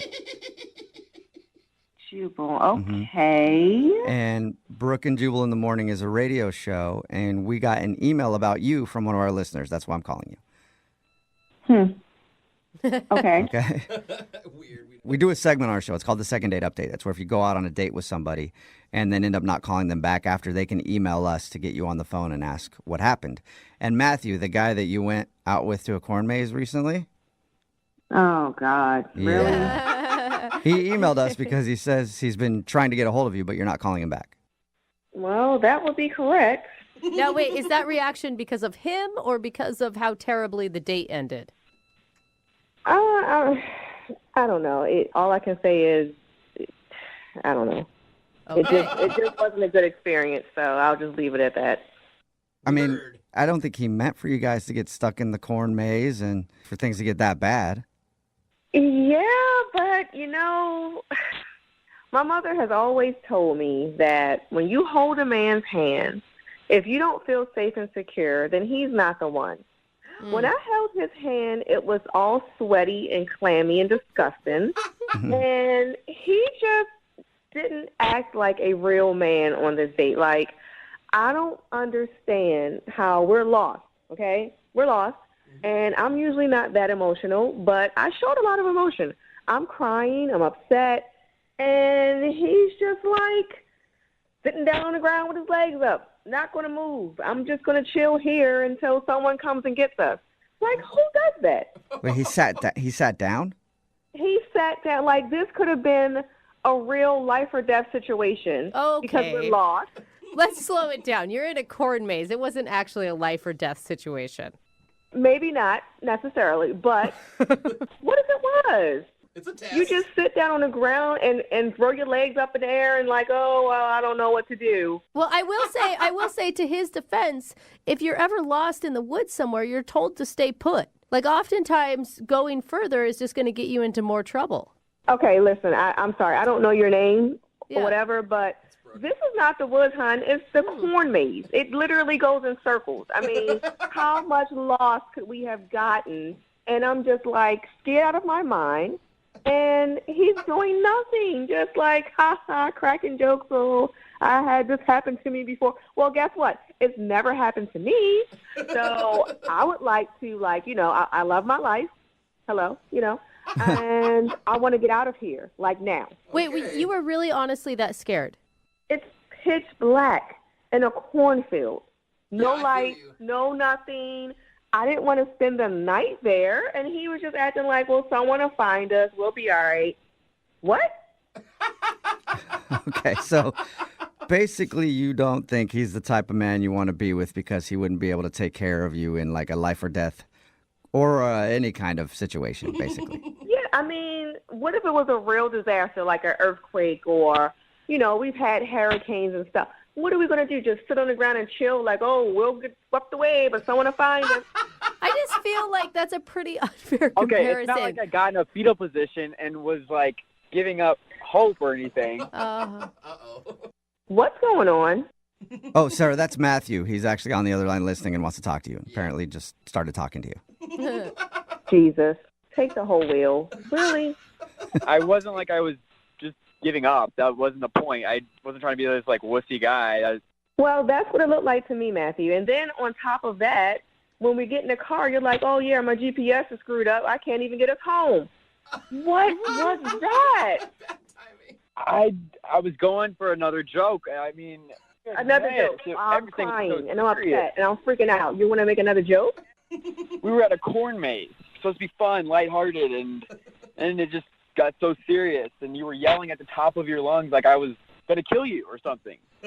So my emotions aren't valid to you? Is that what you're saying? That's how you would react if it was like I was your girlfriend and I was freaking out about something. You're just like, oh, well, it's just this. That's your answer? I was trying to be calm and trying to calm you down. I mean, what? I was supposed to freak out too? What if no, you weren't supposed to freak out. You were supposed to validate my emotions and make me feel like I was safe and secure, and you didn't do that. I was trying to get your mind off the situation, and I guess it just did not work. Sarah, I don't think I feel like you're not giving him enough chance. Like, you were over emotional. I'm sorry, but you were in a corn maze. I understand you were scared, but to be screaming and crying at the top of your lungs and then blame him for your emotions seems unfair. I'm getting emotional all over again just thinking about it. Like, he doesn't know what my childhood was. Maybe I got stuck somewhere, and he just made fun of it. I told you a situation from my childhood, and you didn't seem to care about that. I did care, Matthew. I was crying. You cared too much. She's right, actually. Now, you didn't care about it, but now she cared too much, Matthew? Which one is it? Look, I don't know, but what I do know is that whenever they found us, they did take us the way I wanted to go. Oh, I wouldn't put an I told you so in there right now, Matthew. That's probably not super smart. I'm just saying, if you would have trusted me, Sarah, and let me be the man, I would have saved you and got you out of the situation like you wanted to. Oh, so now you want me to trust you after you sat down on the ground and threw your legs up and made jokes. Nah, son, I'm not believing you. Oh my gosh, Sarah. We just kept going in circles and circles and circles. And at the end of the day, it is a corn maze, and children had done this corn maze. And since we obviously couldn't figure it out, maybe we just should have got naked in the corn maze and done stuff. What? Would that would have been what you wanted? That is creepy. Sounds good to me. At that point, you couldn't even get me so... Okay, come on. Well. Come on. Just, earlier when I talked to people at the radio station, I didn't want to go to a corn maze, but I think we should go back to the corn maze and face our fears, show you that I can be a man and take control of the situation. Okay. All right, Sarah. Wow. Hey, Sarah, would you like to go on a second date with Matthew? We will pay for it. You can guys go back to the corn maze. He can punch a 7-year-old in the face, show you he's a man, and he can handle any kind of adversity. What do you think? So let me get this straight. He wants me to go back to the corn maze, the place where we had all of this disagreement at, and try to... No, thank you. Yeah, I don't think you guys are a very well-fit couple. It'd kind of be like a cute, fun story, the way we started out our relationship, Yeah, like I don't think you guys went to a corn maze, you questioned his manhood, you went back to the corn maze, you probably still would question it again after, you know what I mean? Like, it'd be a cute story, Sarah. Yeah, I think I've done enough crying for the entire year already, guys. I don't want to do it again. Thank you. All right. All right, well, it's your loss. You're missing out on this. And if you think it, you have my number. No, actually, I don't. I blocked and deleted you. Oh, all right. Well, sorry, Matthew. No second date. But I'm sure there's a woman out there who will hold you when you're scared. So don't worry about it. Yeah. At the very least, somebody who's not going to freak out and go all lunatic crazy on me at the corn maze. I mean, that's the type of girl I'm looking for. Well, good luck, homie. Find her because I'm done. Blocked, deleted. Thank you. Brooke and Jubal in the morning. A text in at 78592 that says, see, that's why I don't go to corn mazes. It's ruined 3 of my relationships. Talking about today's second date update.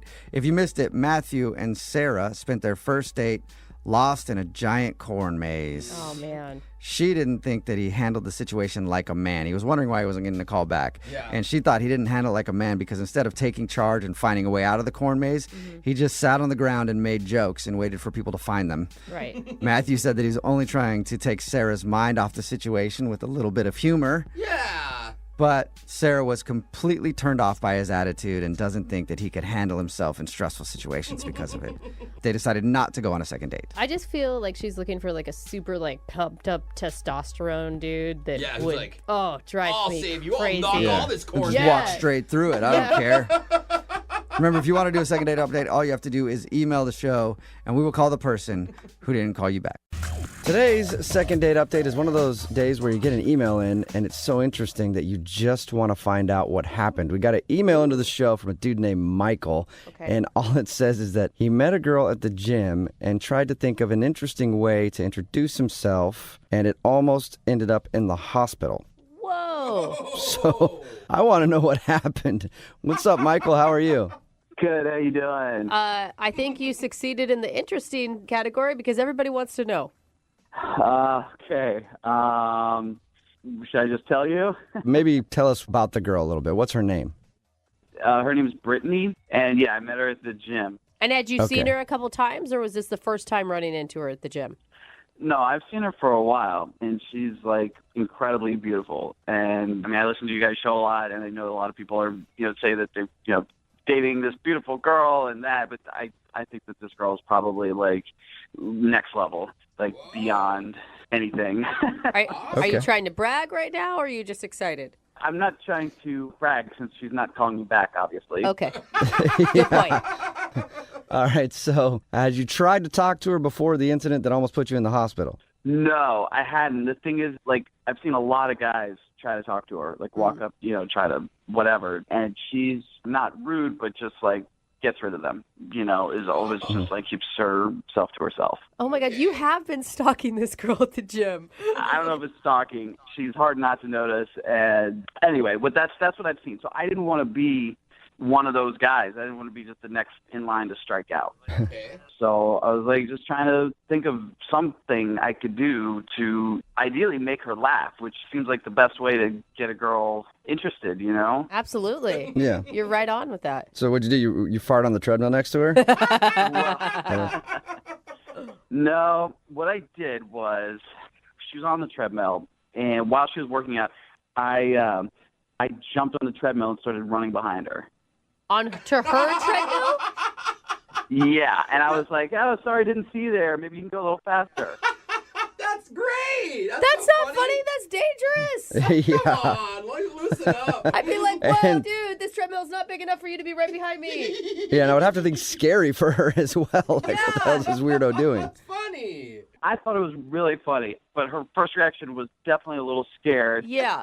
And No. I kind of like flipped around and turned backwards. So I like got my back to her running, and I was just being funny. I thought, it was going to be cool, but our feet got tangled. Oh, no. And we both like went flying Oh, and totally bit it. Oh, dude. Oh my gosh, Oh, it man. sounds so painful. What a fail. And you were able to still somehow score a date with her after this? Yeah. Well, that's the crazy part. So, I mean, she was super pissed, and I had to, like, talk to the gym supervisor. I got a warning, and, I mean, it was, like, pretty disastrous. But when I went outside, like, 15 minutes later, she was standing there, and she was kind of like, she was upset. She thought, she was like, I could have gotten hurt. And she was right, and I was like, I'm sorry about the way I did it, but I did it because I think you're really pretty, and I didn't know how else to talk to you. Aww. And, yeah. That's kind of sweet. Then. Well, it obviously got her too. Yeah. I can't believe she fell for it, but okay. I don't know if she fell for it. Maybe I got the A for effort. I don't know. But I basically was like, let me buy you a drink. Let's go like, hang out for a minute. And she agreed. So we ended up going to the bar down the street, and it was really nice.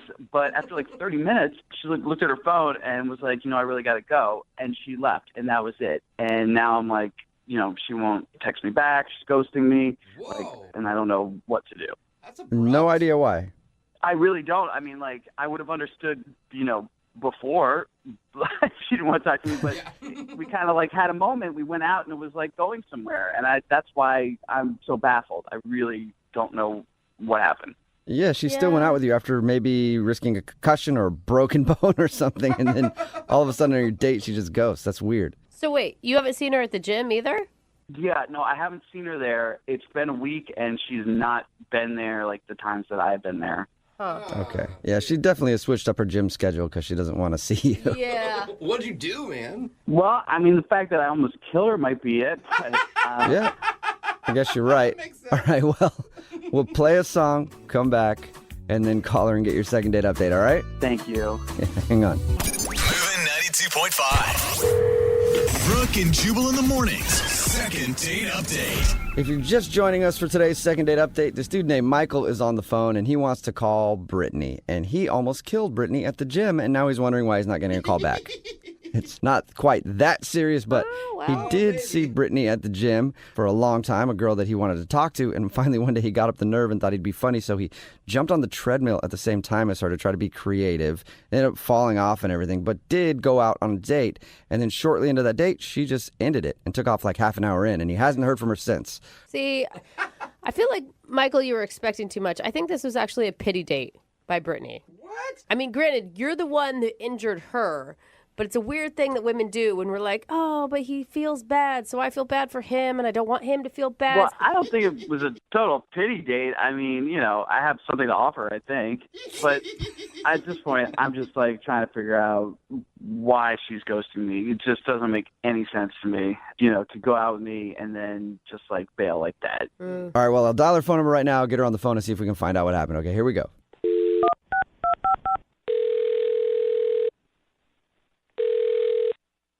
Hello? Hi, can I speak to Brittany, please? Yeah, this is she. Hey, Brittany, how are you? This is Jubal from Brooke and Jubal in the morning. Okay. Okay. Hi, Have Brittany. you ever heard of it before? Ever heard of what before? Brooke and Jubal in the morning. I'm not sure. All right. It sounds like you just woke up. Are you tired? Yes. Well, good morning, Well, I'm sorry about that. Well, sleepyhead. so we're calling you because we actually got an email from one of our listeners who asked us to call you. Okay. You want to know who? Still not registering, is it?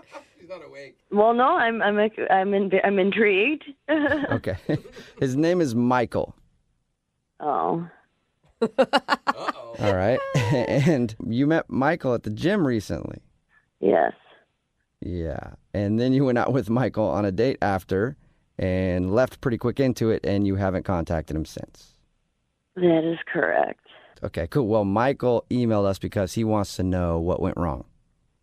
Oh, well, I mean, it was just like, I wasn't really sure how I felt, you know. I just couldn't really deal with it. First dates are weird, you know, so. Did you? This was my theory, okay? My theory is that you went out with him as a pity date because he told us about the whole treadmill fiasco where he injured both you and him. Initially, it kind of was. You know, I'm like, oh my God, such a weird guy. You know, like I'll just go out with him and get him off my back. But I don't know. I'm not really sure how I feel about him, and I felt really awkward. I had to leave. During the drinks that you guys were having, you felt awkward? Yeah, I'm still like kind of going through like a breakup, if you will, sort of. I'm kind of sensitive, so it was going really well, and I'm just so surprised that I liked him, you know, and I don't know if I'm ready to, you know, move forward with a guy that I might like, and I don't know. I'm just sort of a mess right now emotionally. Oh my God, that's Oh, really that sucks. But you could tell that you liked him that much just from that experience? Yeah, we like had a lot in common, and like we started like finishing each other's sentences, and yeah, I was taken aback at how like attracted to him I became throughout just like that half hour, and the feelings were kind of overwhelming that I had to excuse myself. Wait, how long have you? Are you single right now, or are you still in a relationship? No, I am single, but like I had a fiance, and it was very messy, and it's only been about 5-6 months or so, and I promised myself that I wouldn't date anyone for at least a year. Yeah. To really get over this guy, you know, to be fully open and available for a new relationship. And, you know, it wouldn't be fair to Michael, you know, to be in, you know, to date someone when I'm like this. So. But you could still do stuff with him. Jubal! I mean, what's a good way to get over a breakup? Well, that's the thing. I felt like this could be a really special guy in my life, and I'm really not ready for that. So I really need, like, you know, a year to heal and be available, and it's only been about 6 months or so. So. Okay, so you just want us to tell him. You just want us to tell him that he's got to wait 6 months if he wants another date. Kind of, probably. I feel like that is so emotionally responsible of you.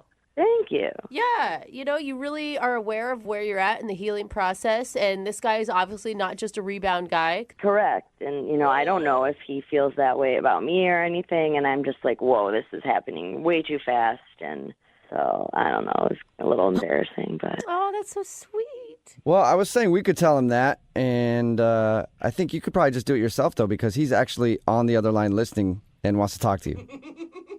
You're not serious, are you? I am 100% serious. Michael? Brittany, how you doing? Sorry about that. Awkward laugh. That's not fair. I didn't know you were on the line. I mean, I'm just like blown away right now. I really just thought that you didn't want to see me again.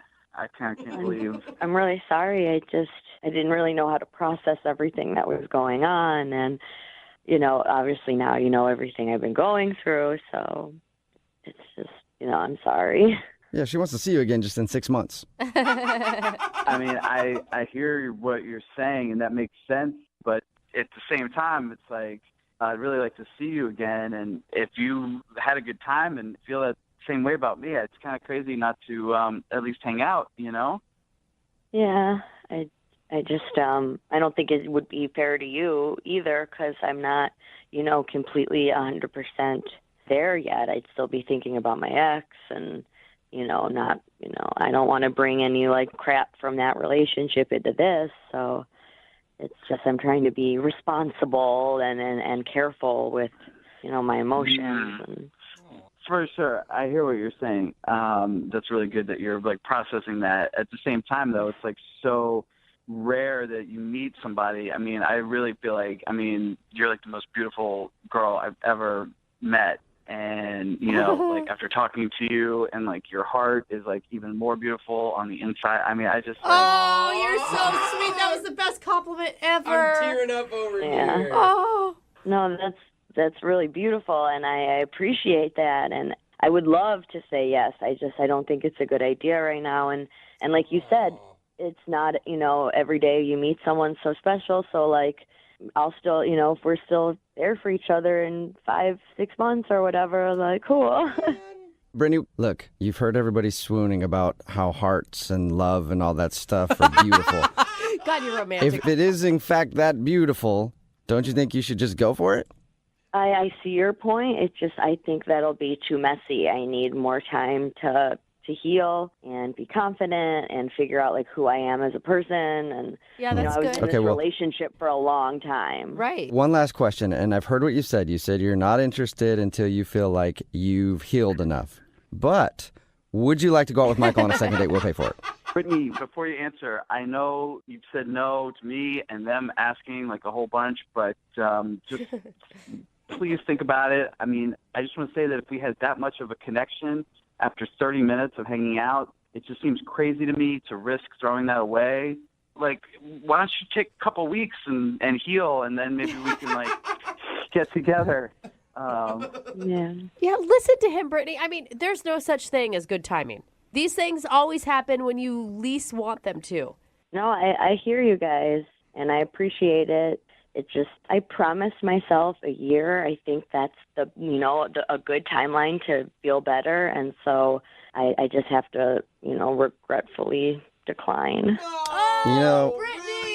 Brittany, I think you're making a big mistake because, as somebody who's gone through a lot of breakups and always promised myself at the end of those that I would wait a certain amount of time, I've always jumped in like into another relationship at about the 6-month mark, and you might be missing out on a really awesome breakup. Wait, yeah, exactly. I was going to say, Jubal's such a good example of healthy relationships in this world. I fully support you, Brittany. Stick it out. Stick to your guns. Yeah, thanks for that. Michael, keep my phone number, and like in 6 months, we can see what happens. We can still see each other at the gym, maybe. Oh, man, that's too bad. Well, I will definitely call you in a few months. Oh. She said 6, not a few. Stick to the rule. Yeah. Brooke and Jubal in the morning. Getting lots of texts in at 78592 that are kind of surprising. Everybody's saying the girl from today's second date update was just giving him a line.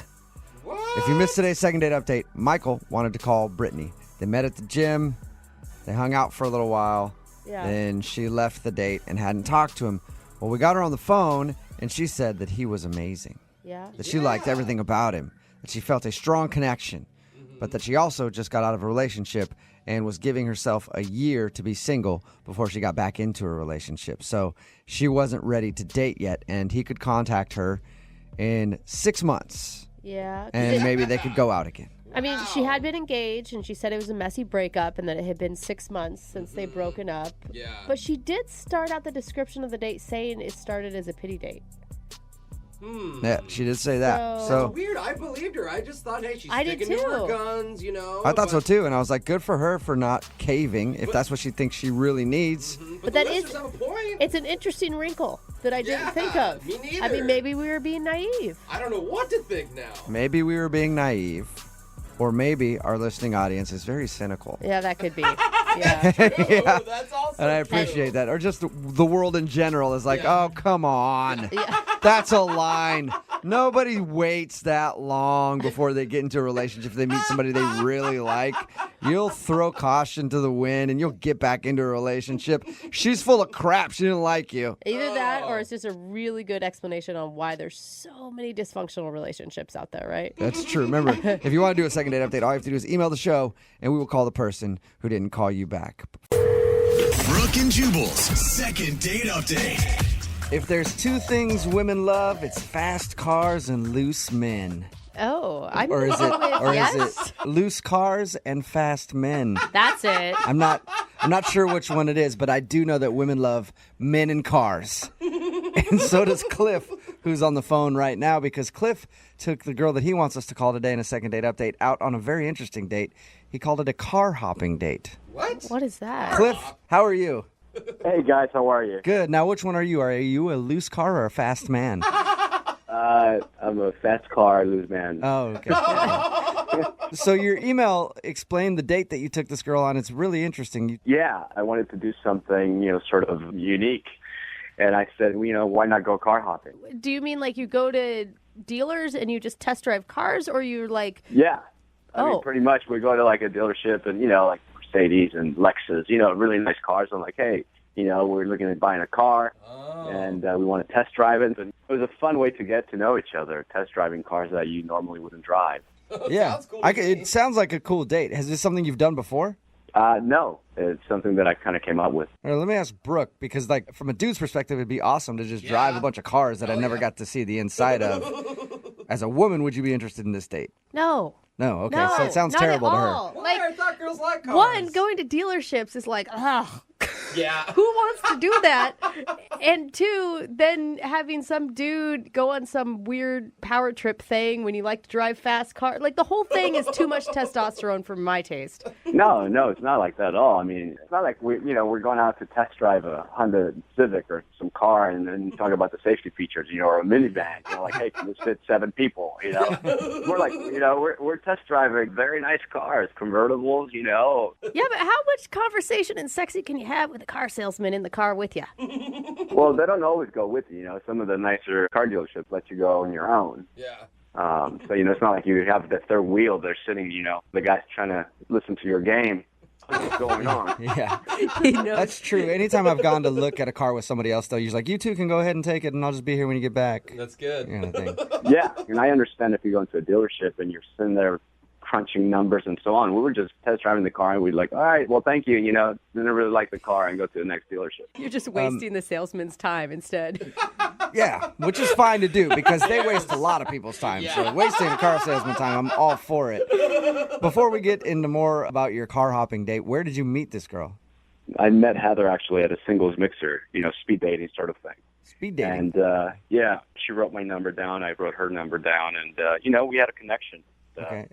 And while you guys were out test driving a bunch of cars, how did everything seem to go? Did she seem to really have a good time? Yeah, absolutely. At one point, we drove for like an hour, I think, and, we really hit it off. And You test drove a car for an hour? Did they think you stole it? It's like a road trip. No. I think the guy actually thought I really wanted to buy it. So, it's like, hey, you can test drive the car all day if you want. So you took his word for it. You're like, sure, all right. Why not? Exactly. And then I asked her, if she wanted to get some lunch, and then Take she her did. to lunch in the car that you were test driving? That's what you should have done. Drive-through.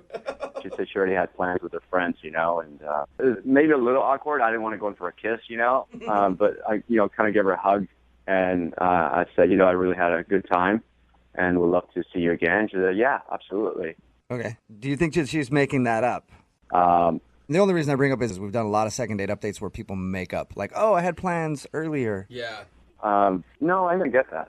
And even if she was telling the truth, the thing is if she was really, truly interested in you and you guys were doing an early date like that, she'd bail on her friends to hang out with. I mean, like, her friends would understand if she was on a date and it went long. Yeah, I don't know. Maybe she had a baby shower or something. I mean, who knows? It's always, look, dude, hey. You can't miss a baby shower. Yeah, I know. I know a lot of women, Cliff, and it's always a f***ing baby shower. Every time. So have you heard anything from her since she left your date to go to this damn baby shower? Yeah. Yeah, no, I called her actually, and it's been about a week and she hasn't called me back yet. So I'm just, trying to figure out. That's why I called you guys. Okay. And you can't think of anything weird that happened in the cars. She was perfectly happy. Maybe the problem was that you didn't buy a car. And you should have gone back to the dealer and said, hey, I'm going to let the missus wait in the waiting room while men go crunch some numbers. You hang out there and maybe we'll get some dinner in my new sedan later. That could have been it. Could have been. Oh, that sounds awful. Yeah. All right, well, we'll play a song, come back, call her, and get your second date update, okay? Got it. Thank you, guys. Yeah, man. Hang on. Moving 92.5. Brooke and Jubal in the mornings. Second date update. We're in the middle of a second date update, and if you're just joining us, Cliff is on the phone, and today he wants to call a girl named Heather to find out why she's not calling him back. Cliff took her on a very interesting and creative date that we haven't heard of before. He took her out to test drive cars. It sounds a lot more boring than it is, I think. The whole idea was you get to test drive a bunch of cars that you normally wouldn't drive. You have some fun conversation and everything else. But here's where I think you messed up, Cliff. Okay. Okay, it sounds fun, but I don't think you made it fun enough. You needed to make it a little more exciting. You get in the car to test drive it, and then you take the car off a jump. You know what I mean? Find a jump somewhere and jump that car. Or, hey, there's train tracks everywhere. Race a train. Drive that car up to the top of a mountain, then drive it down to show her what it can really do. Live on the edge. Show her just how precious life is. Yeah. You know? And then there's a chance that she'll realize she's not going to be on this earth for a long time, and she might spend the night with you. That's what you should have done. Oh, boy. Yeah. That was the plan. Yeah. Hey, since she's not calling you back, are you kind of rethinking that whole car idea? Maybe you should have stuck to something more traditional, like, I don't know, say cocktails. Maybe a nice lunch, a brunch or something. Yeah, would have been better, I think. Could have combined them both, cocktails and test drives. No, that's Hop in the car with a margarita. Yeah, very illegal. All right. I'm going to dial her phone number right now and find out the reason she's not calling you back. You ready to go? Okay, yes, absolutely. All right, here we go. I'm going to dial her phone number right now. Well, we're going to do it intense. Do not play this. Yeah. This is an intense second date update. All right.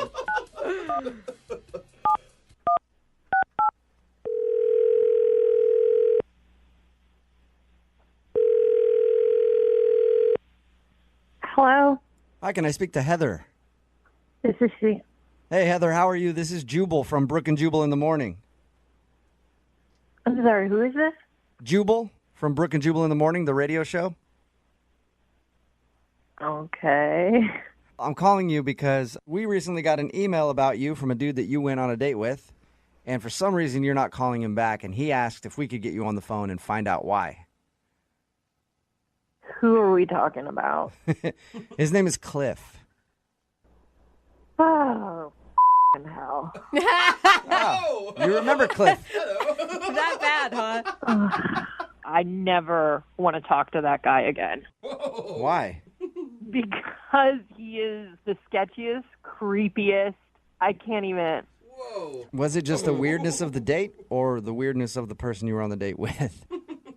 You know those kind of people that get the emails that say, a distant relative of yours just died in England and you will get $1 million if you just provide us this information for the disbursement of the funds. And they Yeah. actually answer those emails. That's how I've made my I millions. basically became that kind of person. You became that. What do you mean by you're that kind of person? I don't understand. I mean, I'm an idiot for going on a date with him. Oh, okay. Like he suckered you into it. Yeah. And you knew from the beginning you should have said no. I mean, from the beginning, I didn't know it, but about 15 minutes into the date, I definitely knew, and I should have just walked away then. I talked to Cliff. He doesn't sound like a weird guy. Can I tell you my side of the story? Yeah, absolutely. Okay, first of all, we'll put aside the weirdness of our date is going to be test driving cars. Okay, sure. And then we're driving this car for a long time, and he goes, do you think I look sexy in this car? Did he say it just like that, too? Yeah, and like really seriously and creepy. He's like, do you like this car? Oh, my God. How did you respond to that? And I'm like, I guess, yeah. And so then he goes, do do you think I should buy it? Oh, boy. And I'm like, I mean, if you want it, do you need a car? Sure. I don't know what to, it's just so creepy. Yeah, that was my fear when we first talked to him about the date, was that he was going to do something like that to try to impress you. No, it gets better. Oh, it gets better. What happened? Then he pulls over. Uh-huh. And he, very seriously to me says, I really love this car. I love myself in it. I love you next to me in it. What? Would you be willing to co-sign? No, he did not. Stop it. Swear to God. He asked you to co-sign on a loan for a car with him. Yes, and I said, we just met. And so then he goes on to say, I got in some financial trouble a few years back, and my credit is shot, and I can't buy a car. While I have the money to make the payments and everything, they're not going to give me a loan, and I need a co-signer, and I just think you and I have great chemistry. And I'm like, what is even happening? It's like I don't see the problem with that. I mean, I don't understand why it's such a big deal. What was that? That was Cliff. Cliff, you're supposed to wait for me to tell her my that you're on the gosh. phone. Cliff is actually on the phone listening. Oh, you ass. Well, I mean, I don't know how much I can take of her, making it sound like I'm some creep or weird or, blah, blah, blah. How do you think that was acceptable first date behavior? Maybe I was wrong. When I met you, I saw a lot of compassion. And if you had compassion, then you would know that it's not such a bad thing to co-sign with me. I mean, I don't see what's the problem. So, Cliff, you weren't joking when you were asking her to co-sign a loan. No, I had listen, about 3 years ago, I had some problems with my credit, and I'm working on it. And I think me driving a better car would definitely give me a better look. Yeah, that's a really good idea. Buy a $100,000 car. That'll, really secure your finance. That's really building financial stability. So you're saying, Heather, that you never had a rough time in your life, and now you're putting me down. You're kicking a man ways down. Is that what you're saying? I have had rough times in the past, I guess, but I've never asked a complete stranger to co-sign on a loan for me.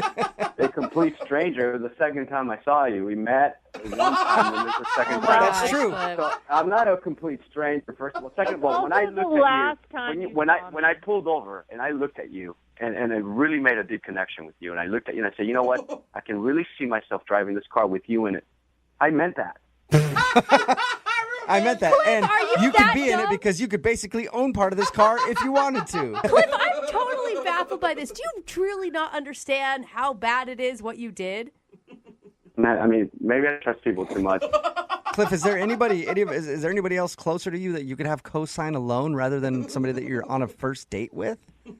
Well, my family, I mean, I don't really talk to them, but that's a whole nother story. Because you owe them money, probably. Yeah. You know what, Heather? I hope one day that you don't hit a rough time like I did. And, maybe someday you need somebody to co-sign with you, and then you'll remember this time. You'll remember the car hopping. You'll remember me, and you go, you know what? Karma's a bitch. All right. Well, at this point, I would love to ask if you guys would go on a second date. Heather, will you go out on a second date with Cliff? We will pay for it, and I'll have somebody co-sign that loan. No. Yeah, it's right. pretty clear. Cliff, I'm sorry. No second date, man. That's fine. It is what it is. But, hey, Jubal, if you want to co-sign with me, I'm up for it, man. You're asking me to co-sign a loan with you? I mean, you were offering, I didn't offer. I said, I've had to have people do that. And trust me, No, but you said if she went out with me again, you find somebody co-sign. Yeah, I did.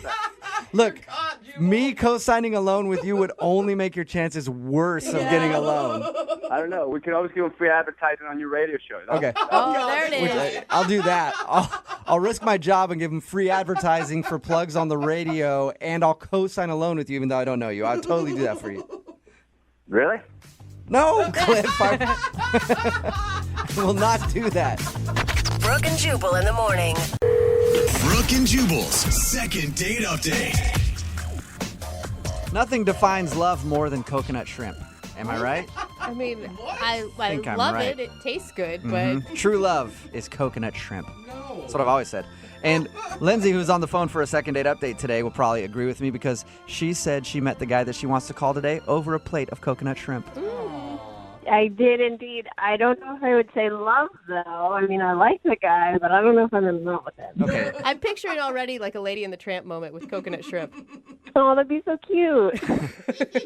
All right, so you love the coconut shrimp, but you like the guy. What's the guy's name? His name is Kevin. Kevin, all right. And tell us how you met Kevin. So I was at a party a couple weeks ago, and it was kind of fancy, and it was catered. And he was working for the catering company, delivering the food. Oh, so you were hitting on the wait staff. You know, maybe. Okay, I say you should always go for the men with the food. I agree. Yeah. So when he came over with his coconut shrimp, I was like, this guy is the guy for me. You know? All right. So how'd you get his number then? I mean, did you just ask him right there when he came up to you in a group of people? No, well, I mean, we kind of had like a flirtation throughout the night, you know, like I told him that I love shrimp and coconut shrimp, and so every time he'd come out, he would like come find me first, you know? You're like, keep that shrimp coming, big boy. There's a big tip in your future. And I love your lines about the shrimp. I'm sure he really caught on quickly that you were hitting on him. Yeah, no, he had no idea. Of course not. All right, so who finally asked for whose phone number? Well, like a little later on in the night, you know, it started to die down, and we had a moment together, and I asked for his number. But, like, not in, hey, can I have your number? I offered up that I was having this party the next weekend with a few friends, and I thought maybe he could come over and, you know, let me get your number so I can invite you, that sort of thing. That's awesome. Okay. Were you really having a party, or were you just using it as an excuse and now suddenly you're having to plan a party? I was actually having a party, yes. Okay. And did he show up to your party? He did. So I invited him to come over a little early so that we could have some one-on-one time because I needed help cooking food. So And he's wait, in catering. you were basically using him for free labor? Yeah, put him to work. No, I mean, that's cute, right? Like cooking with someone. That's Yeah. a fun thing. People like to cook usually if it's not their job, you know? Okay, but he's not a cook. Okay. Yeah, he just holds a plate. So that would have been rude, I guess, if you're like, you can hold all the plates with the ingredients on it while I cook the food.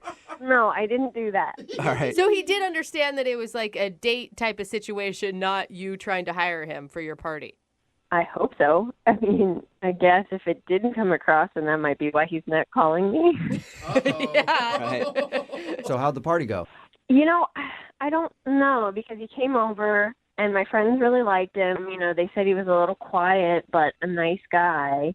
I don't know if maybe they scared him off, you know, like how friends can get kind of weird sometimes or be like, you know. Like follow you into the bathroom and film you. What? Yeah. What friends? Who? Well, you said weird. You said get weird. What kind of friends do you have, dude? Weird ones? Not that kind of weird. Oh. My friends are a more subdued kind of weird. Okay. Just, you know, and they'll say things like, the last guy wasn't nice to her, you better be nice to her, and stuff like that. That is, You know? did you tell him beforehand not to do that? Because that is not cool. Yeah. I didn't give a warning not to do it because I figured they wouldn't think to do it. I don't know. Except you think they might have done it. Yeah. I didn't think they'd do it, but now I'm pretty sure that one of them probably scared him off like that. Yeah, I mean, I hope they didn't do that. None of them have confessed that they have, and I've definitely talked to them about the situation. Okay. So how did it end with him? Did you get a kiss or a hug or what? Well, like I offered to get him a cab, and he was like, oh, no, I already called an Uber. And then it got kind of weird and cold, and he just left. Oh. You know, like I thought there would be maybe a kiss or, hey, let's hang out again. But, yeah, he just kind of took off. And since then, I've tried texting him, and he just kind of responds with one-word responses, you know? Okay, well, maybe one of your friends did scare him off. We'll find out. We'll play a song, come back, call him, and get your second date update, all right? All right, sounds good. Okay, hang on. Moving 92.5. Brooke and Jubal in the mornings. Second date update. If you're just joining us for today's second date update, Lindsay is on the phone, and she wants to call the quiet caterer who stole her heart with a side of ranch. She met this dude while she was at an event. He was a caterer walking around with a plate of coconut shrimp. They struck up a conversation. She got his phone number and invited him to a dinner party with her friends. Now she thinks that her friends might have scared him off because she has some of those friends who are like, you touch my friend, you're going to have to battle with me in the alleyway outside after, so you stay away. Those kind of friends. So that's why she thinks she's not getting a call back. We're about to get him on the phone and find out why love is served up cold right now. Lindsay? My friends definitely don't sound like that. Oh, they don't. It's so weird. Yeah, they aren't like angry rednecks. Oh, okay. I have your friends painted completely wrong. I don't know why. Yeah. I will say it is kind of a ballsy move to invite a guy to a party with all your friends as a first date. I didn't think of it that way. I thought it was like a low-key kind of first date, but now looking back, maybe you're right. Maybe not, because you never know. Your friends could be like, hey, if you touch my friend, I'm going to cut you. Did that sound more like your friends? No. Damn it. No. All right, I'm still trying. I'll nail them at some point. You ready to give them a call? Yes, I am. Okay, here we go.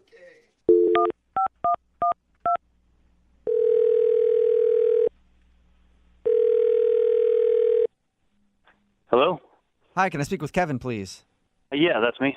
Hey, Kevin, how are you? This is Jubal from Brooke and Jubal in the morning. Like the radio show? Yeah, exactly like it. It is it, as a matter of fact. Okay. How are you doing? I'm doing all right. Well, thank you for listening. I mean, I don't like listen.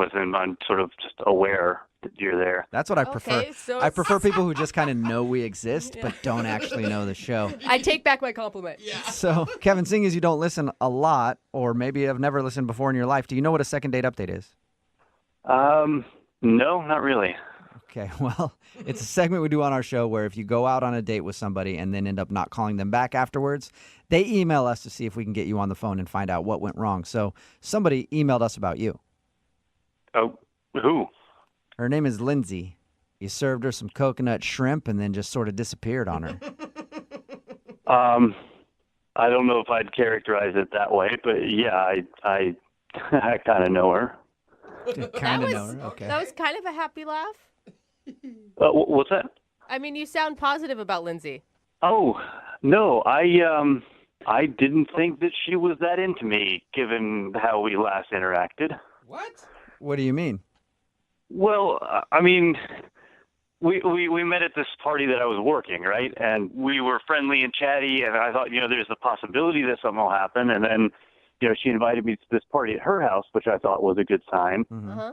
And she said it was like not like a full dinner party, but there's going to be some food and friends, but it didn't really turn out that way. Really? She told us the opposite. She said that she thought you had a good time and was concerned that maybe one of her friends scared you off. Oh, no, I had no problem with her friends. It was the way she ran the thing that sort of ticked me off. What'd she do? Yeah, she actually made you mad? For a little bit. She asked if I would go by the grocery store and pick up a couple of things on my way over, which, is fine. I suppose if it's a potluck kind of thing.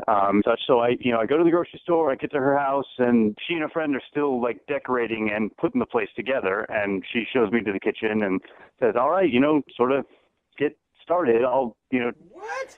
be in and, check on you. What? Wait a minute. She made it sound like she invited you over early so that you guys could have some one-on-one time before the party. Yeah. Not so that you could do her work. Yeah, there was not a whole lot of one-on-one time aside from her coming in and tasting the things that I was trying and making suggestions on how to fix it, a little more red pepper, a little less salt, things like that. So it was one-on-one time with you and a stove making food for her friends. For the most part, yeah. And then she criticized what you were making? A little bit. Okay. So did you ask her about that? Did you go, hey, maybe you want to join me in here and help me cook? I didn't get that far because then people, the rest of the guests started showing up, and they all brought, pre-made stuff. So, I'm the only one in the kitchen making the hot stuff. And, as soon as it's ready, I finish a plate of tomato capreses or whatever. Like, they come in and hustle the plate out of the room to the party, and I'm left there with empty counters and more things on the stove. So I felt like I was working the party. I wasn't participating in it. I mean, at any point did you just think, like, I must have misunderstood what she wanted from me and she actually is going to pay me for this? I mean, that's the only thing that I could think of, given that we met at a catering event. She must have thought that, that's what I do, Did she pay you for your services? No, that's Exactly. the thing. Yeah.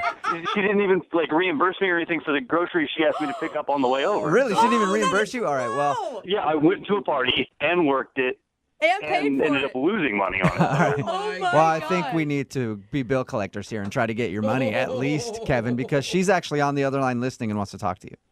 What are you talking about? I mean, Lindsay's listening. Lindsay, you there? Yeah, hi, I'm here. Oh, Lindsay, you dog.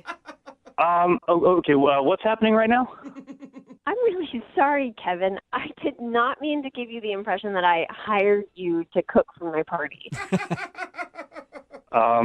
It's kind of hard for me to draw another conclusion, given that what I did that night was cook for your party. Well, I think the key there is hired, because that means she would have paid you for it. Right? So, Okay, here's the thing. I totally, I think I bit off more than I could chew, and I didn't realize how long the decorations were going to take me, and so I thought that we were going to have one-on-one time more so, and I didn't mean to criticize your cooking. It was partially joking. I kind of have a sarcastic, mean sense of humor sometimes. So sometimes you're mean to the help?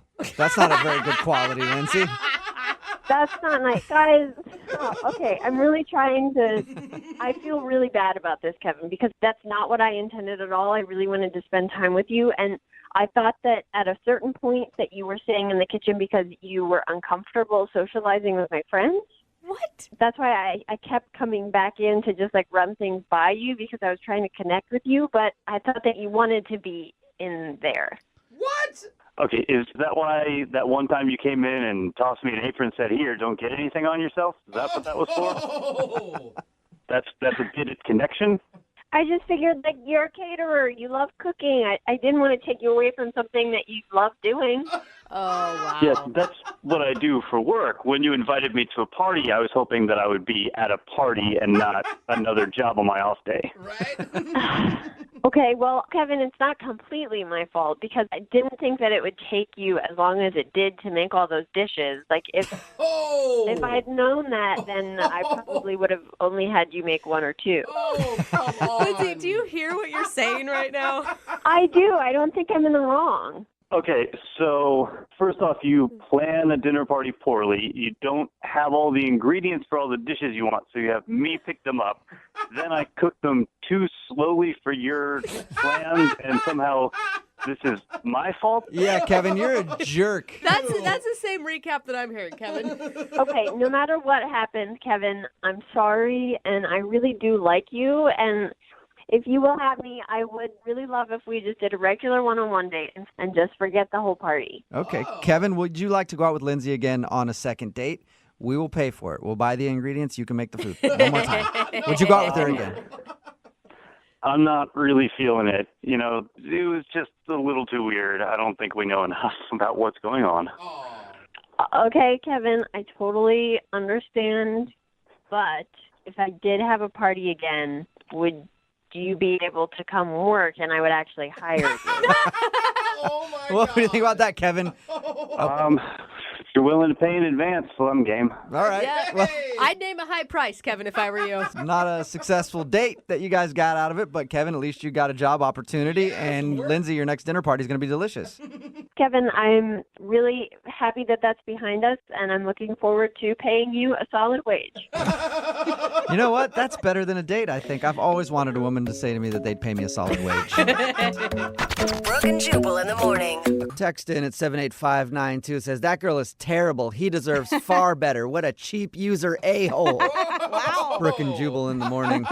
Lots of people are angry at the woman in today's second date update. Her name was Lindsay, and she met a dude named Kevin when she was at an event that was catered, and he came up and served her some coconut shrimp. Yes. I've pretty much fallen in love with anybody who's ever given me coconut shrimp, so I it's so understand good. why she liked the dude. Yeah. I And know. for their date, she invited him over, since he's obviously in the food industry, to have dinner with her friends, and they could cook together, and it would be fun. And so we called him and got him on the phone and found out the reason that he wasn't calling her back was because he did go over there to hang out with her friends, but he was in the kitchen the whole time cooking everything. Gosh, I would have And died. he thought that she just wanted to use him for his catering services. She would even come in every once in a while and check on him and then like rip on the food, be like, this needs more salt. This is not very good or something like that. It's the worst. So he was like, I don't even think she liked me. She just wanted to hire me to cater the event. And everybody texting in right now at 78592 thinks this girl is terrible. I mean, and thinks that she don't actually get me did wrong. just use him. I kind of want to meet a guy and be like, hey, why don't you come over? Oh, on your way, can you pick up some nails and some wood? And like, because I need a deck, you know? Yeah. I mean, she's kind of smart. You should just go hang out at the Home Depot and start meeting dudes. Right? And be like, hey, you're a handy dude. Want to Yeah. come over? We're having like a deck building party at my Yeah. house. Oh my gosh, it's just you and me. But I've got my whole car full of supplies. Let's go. And then you're gonna Yeah, be like, so- what? Why won't you call me back? So he spent his whole time in the kitchen cooking food for everybody. Oh my gosh. And then at the end of the second date, they decided to not go out again romantically. Well, the But second maybe- date wasn't romantic. Yeah, the first one. Well, the first one I should wasn't say, yeah. romantic either, but they decided that maybe she'd hire him sometime for his catering services. Hey. Yeah. Well, So- at least they both got money out of it, kind of, or services, I guess. Yeah, I guess it's a successful second date update. Yeah. You know, Kinda. most of them end with the people just hating each other. At least these Yeah. two can have like a business situation. Right? He can make some money by Yeah. serving food at her parties. Remember, if you want to do a second date update, all you have to do is email the show, and we will call the person that came over and cooked food for your entire friends and then didn't call you back. Brooke and Jubal's second date update. A dude named Mike is on the phone for a second date update today. He said he went on a double date with the girl he wants to call. I've only been on one double date, and it worked out great for me. I got in an argument with the girl that I was with and then ended up leaving everybody. Why is So that I don't great? think double dates are very good, and so it's no wonder that Mike's not getting a call back after his double date. Oh my gosh. Mike, did you guys argue on the actual date and then you just ditched out? No, that didn't happen. Good, Oh my that's God. not normal. That is so awkward for the other three people that were with you. She was just terrible. She was a looking at horrible you. person. Oh my god. Anyway, it's not about me. It's about you right now, Mike. What's the name of the girl you want to call today? Her name is Erin. Erin. All right. And where did you meet Erin? So we actually met at a bar crawl. Okay. A few weeks ago, we had a 7-legged bar crawl. What is a 7-legged one? It was pretty much you and a group of friends get tied at your legs, like 6 of us tied at your legs, What? and you just go to bars all night and drink. What? And you're tied together? How do you fit through anywhere? It's Like an if action- you're 6 people deep. And you have to actually crawl.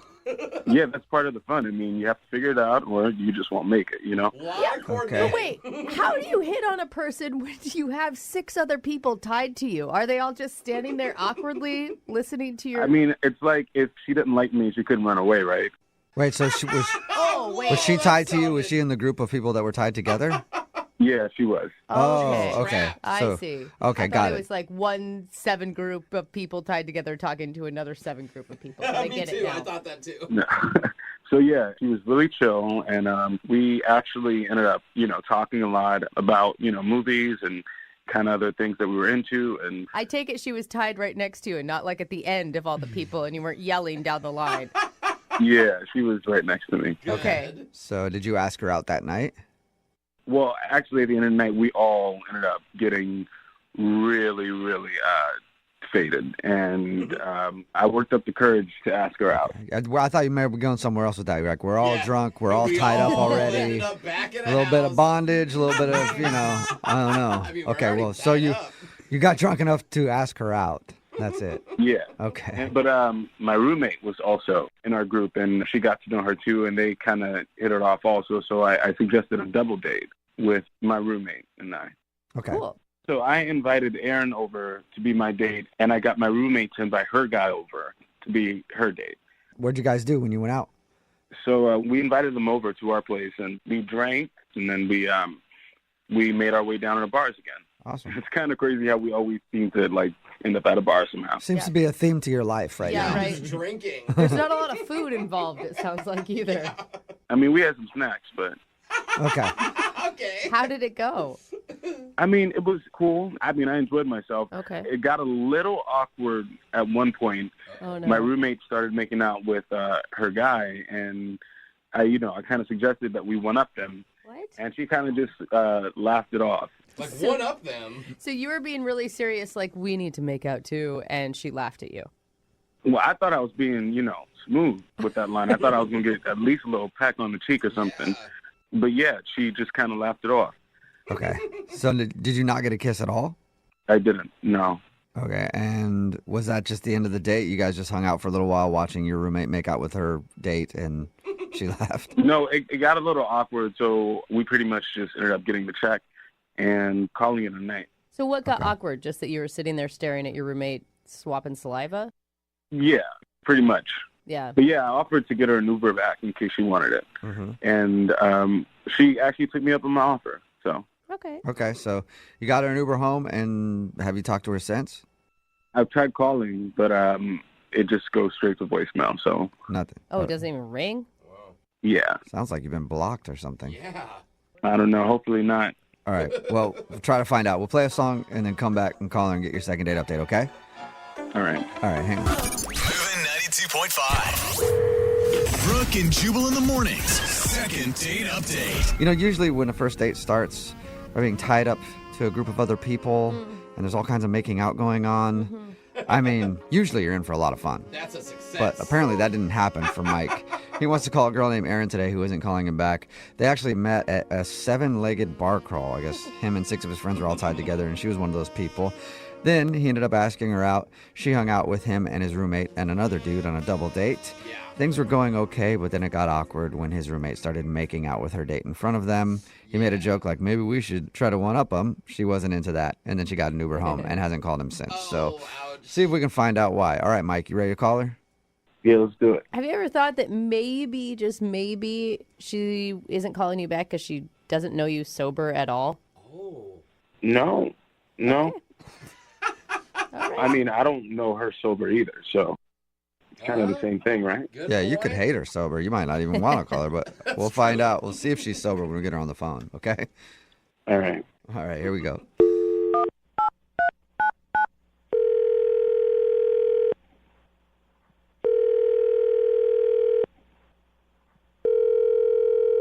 Hello? Hi, may I speak to Erin, please? This is she. Hey, Erin, how are you? This is Jubal from the radio show Brooke and Jubal in the Morning. Sorry, who? Jubal from Brooke and Jubal in the Morning. It's a radio show. What are you, is this like a survey or something, or? Kind of. I'm doing a survey on this dude named Mike that I know, and anybody who's been out on a date with him. Have you been out on a date with a guy named Mike recently? Sorry, wait, I'm confused. Are you being serious? Kind of joking. Sort of. We do a segment on our show called the Second Date Update. That's where if you go out on a date with somebody and then don't call them back after, that person can email us to get you on the phone to try to figure out what happened. So Mike emailed us about your date. Oh, okay. I get it now. Do you mind talking to us for a minute about your date with Mike? Sure, that's fine. Okay. So he told us how you met, like some 7-legged bar crawl thing, and then he says that you went out on a double date with him and his roommate, but now you're not getting back to him. He said he really liked you and he can't figure out why. Is there a reason? I don't know. I feel like the whole situation with him, it's just, I really don't think it's going to work out between us, though. What situation? I mean, he didn't mention that he was in any sort of situation. I mean, just kind of what happened that night. It just got kind of weird, but The only thing that he told us that was weird was his roommate started making out with her date and wouldn't stop, and he thought that was awkward. oh, he didn't tell you about the situation with him and his roommate? No. Mm-mm. Well, okay, so basically at one point I was talking to his roommate alone, and she was telling me that occasionally when she and Mike get bored, they'll hook up.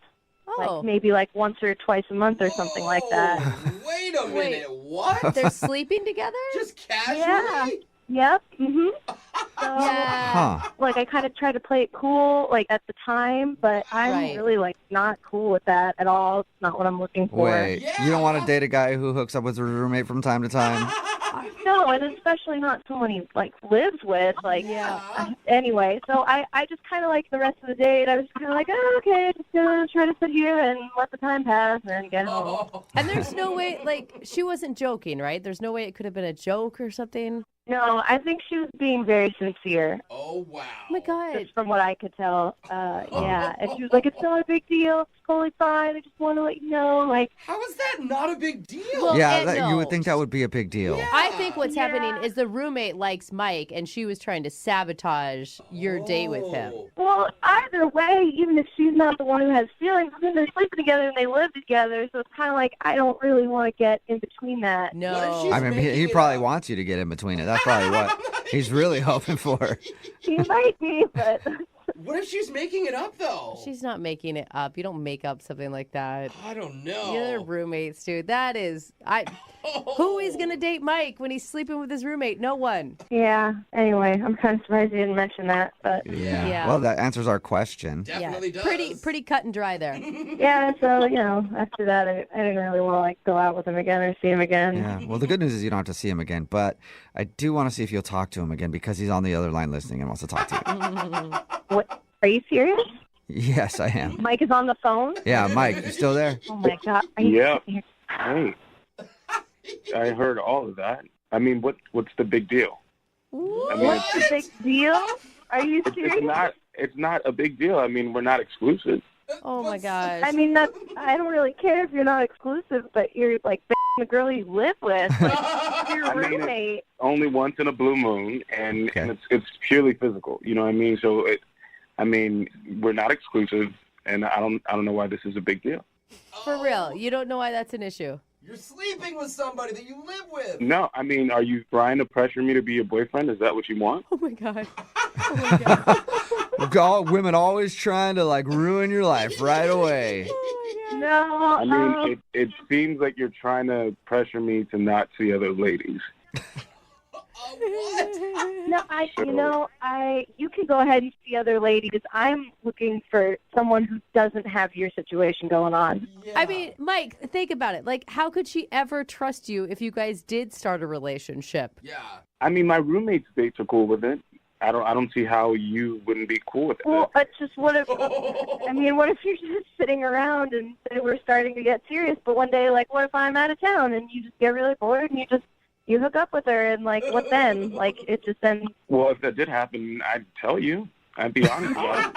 Yeah, if we were dating and I slept with my roommate, I'd at least let you know. That's very nice. That is nice of you, Mike. I appreciate the honesty, but that's still just not really what I'm going for. Like, think about it this way, Mike. Like, if I asked you to come over to my apartment and then I told you, like, oh, hey, I'm having sex with my male roommate over here, would you be, like, super cool with that? Like, what would you think of that? I mean, I just want you to call me after you've showered. Dang, wow, man. That is... I mean, I'm just saying, we should be allowed to date other people. Why do you care who I date? We're not exclusive. Did we sit down and have a conversation and say, hey, I'm your boyfriend, you're my girlfriend? Like, that, we did not have that conversation. Obviously, we haven't had that kind of conversation. And it's different, too, when the person that you're, like, seeing just lives just 10 feet away from you all the time. I mean, that just makes it even weirder. Like, I can't, it's just not something I'm into. Mike, why aren't you just dating your roommate? No, I'm not into her like that. I mean, that's just weird. Oh. Yeah, it's weird weird. to date someone that you're sleeping with casually who happens to live with you, too. Odd. I'm with you there on that one, Mike. I mean, honestly, have none of you guys hooked up with any of your friends because you've been bored? Yeah, but it wasn't multiple times a month, and I didn't live with them. I mean, I highly recommend it because it's pretty fun and it's pretty convenient. Very convenient, too. So hear that, Aaron? It's convenient. Yeah. Oh, yeah, I'm sure it is. Wow. Well, I mean, keep it on, Mike, but I don't think I'm going to have any part of that. Well, hold on, Aaron. Before you get to that, let me just ask you, would you like to go on a second date with Mike? We will pay for it. No, I'm sorry, no. Oh, shocking. Oh, man. Aaron, how about this? How about you come over one night with my roommate? We can all, like, have dinner and talk this over. Uh-huh. Sounds like something Yeah, else. it sounds like you got something else planned, Mike. Yeah. Have some drinks. I think, Mike, you guys just have different boundaries, right? Yeah. I think so. Yours are a little bit more open than hers. A lot more open. I mean, she's definitely open to come over whenever she wants. Oh, okay, Aaron. Well, I'm sorry. You turned down the date, but you got an open invite over to Mike's place whenever you want it. That's kind of nice, right? Thank you. All right. Well, appreciate you telling us why you didn't call him back. And Mike, maybe be more upfront about that with other dates that you go on, and you might find a girl that's right for you. Or don't say it at all. Or just, again, start dating the roommate. Ew, I would never date her. She's like my sister. All right. It's getting worse. Getting even worse for you, Mike. Take care, man. Brooke and Jubal in the morning.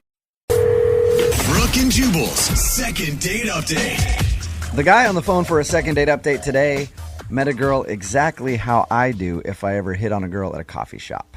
Okay. He was there. Yeah. He grabbed an empty coffee cup. Yeah. Cut a hole in the bottom of it, placed it appropriately, and then looked at her and went, "Hey, you want to try some of this coffee? It's non-fat." That cannot be true. Well, that's what I'm hoping he did. No. His email said that he met her at Starbucks, and that's just where my mind went. The old coffee cup trick. Yeah. Good old, Girls love it when you do that. Cody, how you doing? I'm doing well. How are you guys doing? Good. Please tell me that's how you met this girl at Starbucks. I've never even thought of that, but next time maybe I'll consider it. Never fails. Never fails. Your email said that you met the girl you want to call today at Starbucks. So how did you do it if you didn't do the obvious thing and place yourself in a coffee cup? Well, we were just standing next to each other in line, and when we went to go try to find a place to sit, we realized that there was no two tables for each of us to sit at, so there was one, and so we just kind of decided to share a table. You were so excited when you looked around that coffee shop and saw that. Well, I kind of saw it as a little bit of an opportunity. I mean, she was really cute. Yeah. So you invited her to sit at the table with you since there was nowhere else for her to sit. Yeah, I thought it'd be a nice thing to do. Okay, pretty boring compared to what my idea, but everybody's got to make their own way in life, you know what I mean? So how did that go? You sat down and shared the table. Did you guys have great conversation or something? You're like, I know I want to ask her out. Well, I mean, it got kind of awkward at first because she pulled out her phone immediately and started, going through emails and texting. That's disappointing. Did Hey, want to share this table? Sure, I do. And then she just gets on her phone and ignores you the whole time? Yeah, it kind of started out that way. Do you think that she knew that you were interested immediately, or do you think that she just honestly had, I don't know, did she honestly have work to do? She may have just been trying to make me, work for it. So I just was trying to open up a conversation, not bother her or seem like I was getting in her way. Yeah, next time that happens, the best way to do it is start reading over her shoulder what she's reading. She'll eventually put her phone down. Trust me. You know all the tricks. Of Yes, I coffee do. shops. I do. Man. So how did you end up finally engaging her in conversation if she was preoccupied with her phone? Smack it out of her hand? Well, I don't know. I kind of made her laugh a little bit, and so she eventually kind of just put her phone down. It must not have been too important. So your email says that, I mean, obviously you guys ended up going out on a date, or unless this was what you're considering your first date. No, this was the free date, I guess you could say. Okay. Okay. So what did you actually do on your date then? Well, I wanted to do something a little different instead of just going to a bar. I thought it'd be fun to go, do a little driving tour around the city because there's, a lot of really great views. Okay. That's kind of weird. I mean, like you're going to make out points all over the place, or... I don't think makeout points have existed since the 50s. Well, that's- So I'm assuming that they probably weren't going there. That's what it would feel like to me. No, I just, wanted to go take her on to see some of the nice views, and it seemed like she would be into it. And there wasn't like any food or any sort of restaurant or... Well, I put most of my planning into the actual driving around. I had a little map that I could kind of follow. So I may have kind of not planned for food as much, but I did offer to go stop and, get a snack or something. Well, that's good. All right. And were you actually using a map, like a legit map? Yeah, like Google Maps is what See, you now you're making fun of my This nephew. whole second date update is now throwback. There's makeout points, there's maps. And They're in an old school convertible. yeah. No, yeah, I just had it on my phone. Okay. All right. I'm picturing you driving around with this huge map over the steering wheel. Well, how did that go then? We drove around, and at the end of the night, we just got to see this beautiful sunset. Oh, come on. That was your moment. That was the moment you went in for a kiss, right? Well, no. I was debating whether I should do it because it seemed like, that was kind of the moment, but then it was just kind of... That is the it didn't worst. seem like the right time. That's the worst feeling ever. Yeah, dude. When you're out with a girl and you're like, now's the moment where I have to kiss her. And then for some reason you don't do it. And then you drop her off and the rest of the drive home you're like, I why? hate myself. God, you're so stupid. All the signs were there. Sunset, everything. So right. Is that how you felt? Pretty much, yeah. And then if this girl likes you, I'm sure she's thinking, why didn't he do it? Like, you're an idiot. Mm-hmm. What did you say when you left her? I said, so maybe we can do it again sometime, and then she gave me a hug. Okay. So you guys hugged. So Not terrible, but- you're thinking that maybe you didn't make the move in the right amount of time, and now she's like, oh, maybe he isn't really that interested in me. I mean, it's either that or she just thinks that I'm a total wimp and I just can't pull the trigger on it. When you're watching a sunset, here's just some advice for the future. You kiss the person next to you. I don't care if you're at a lookout point by yourself and there's an old lady standing next to you at a sunset. Sunsets are always an appropriate time to kiss. Okay? Even if you're standing there with your dad, it doesn't matter. No, dude. Ask Jubal's dad. Sunsets are always kiss time. Oh, my God. And how many times have you tried to get a hold of her since your date? 2 or 3 times. She never answered. I left voicemails each time. Here's the thing, though. I feel like even if you miss that moment of the kiss, if she really liked you, she'd get back to you. Maybe because it wasn't a traditional type of date, she just wasn't into that, or that could have turned her off. I don't know. All right. Well, we'll play a song, come back, call her, and get your second date update, okay? All right. Thank you so much. We'll do it right after this.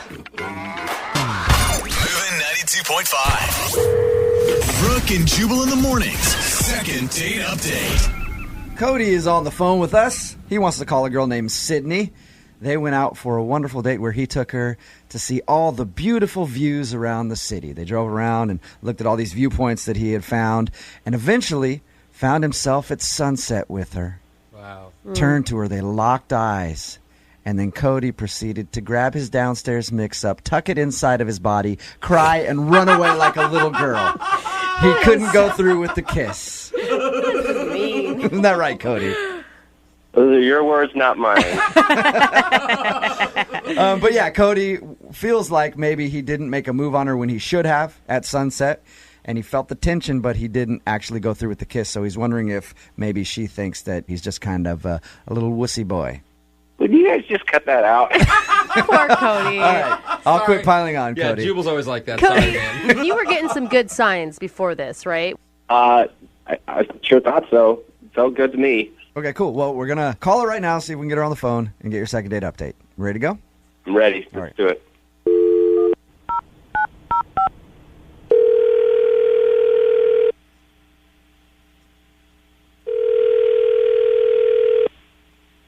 Hello. Hi, can I speak to Sydney, please? Yeah, this is she. Hey, Sydney, how are you? This is Jubal from Brooke and Jubal in the morning. Who?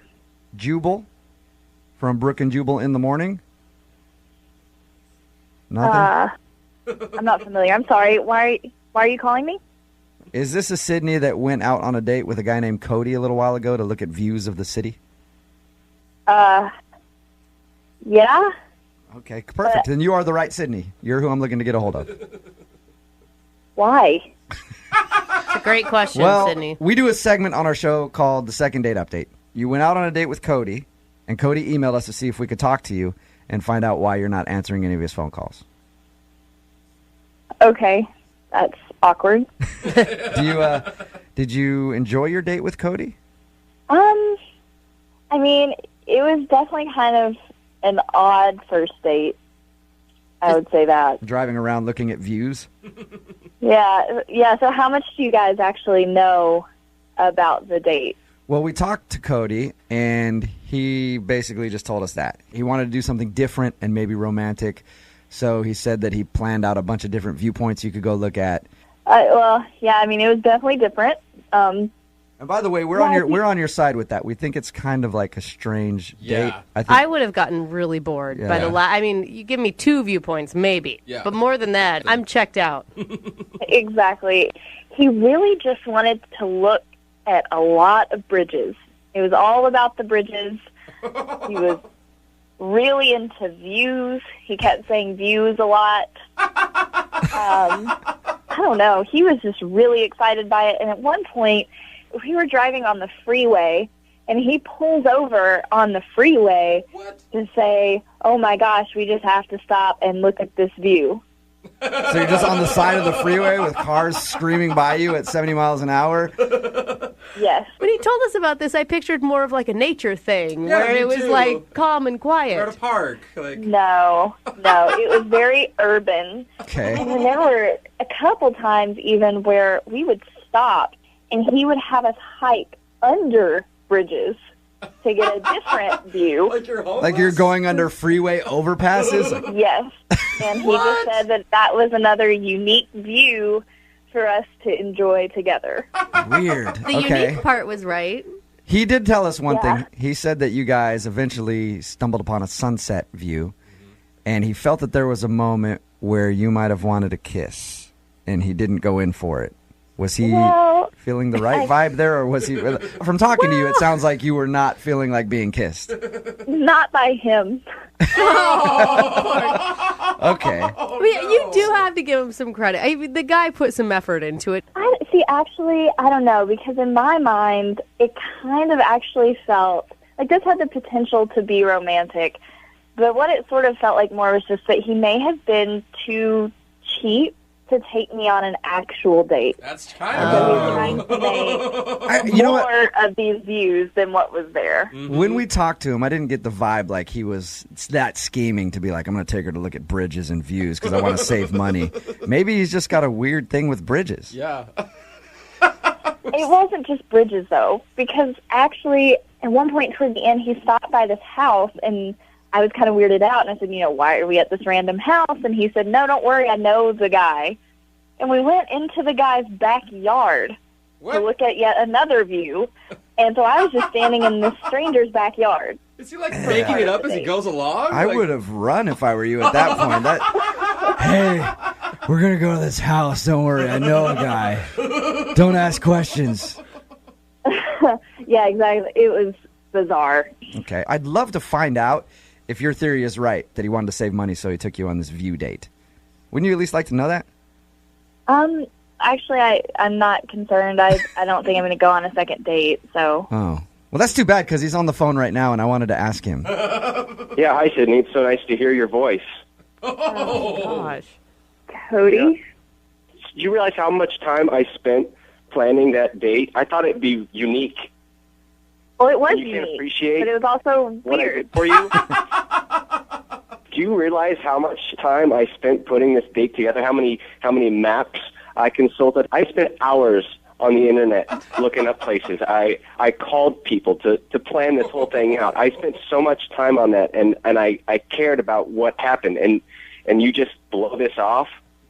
Well, I mean, in your hours on the internet, did you not find normal restaurants to take someone to? Did you not go to Yelp? That's a good answer. Oh, yeah, I'm so sorry. I tried to do something original for sake instead of taking you to a bar or a stupid restaurant. Just don't claim originality as cheap. It's obvious that you were just being cheap. I am not cheap. I thought it would be fun. Doesn't it sound weird when I say we went and looked at a dozen bridges? I mean, that's weird, right? It wasn't just the bridge. It was the view off of the bridge. But if you look up from your phone, maybe you would have noticed. Can we also mention maybe how awkward it was for me standing in some random dude's backyard? That's not a date. Paul is not a random guy. He's a good friend of mine, and he's got a really good view from his backyard. Wow. Okay. That is Cindy, let me ask you a question. Why not just say, hey, let's go eat. Let's do something else. I don't really like doing this. I don't know. It's the first date, and I don't know. I guess I'm a little old-fashioned. I just feel like the guy should kind of take charge of that, and if it goes poorly, then that's just a sign to me that there's not going to be a second date. Oh, I have a perfect way to solve this. No, Jubal, don't do it. No, I'm going to do it. I have to do it. Sydney, would you like to go on a second date with Cody? Oh, my gosh. We will pay for you guys to go out again. No. All right. Threw me for a loop on that one. Well, Sydney, thank you very much for your time. Appreciate it. Thanks, guys. Thanks for coming on with us. Check out the show sometime. Yeah, I will. All right, thank you. Well, there you go, Cody. She thought your date of taking her to look at views and bridges was boring. You know, I'm glad I know now, because if a girl, can't appreciate the view from a side of a bridge, then, she's just not for me. All right, yeah. We all That's what I've have been our saying for standards. years. If a chick can't dig a view from a bridge, kick him to the curb. Moving 92.5, 60 seconds lead. I was obviously joking about the whole if a chick can't appreciate the view from a bridge. He But we're getting wasn't. so many text messages in at 78592. They're like, this chick is dumb. Bridges are legit. I'm a photographer. I would have loved this date. Who knew? So many people were into bridges. All right.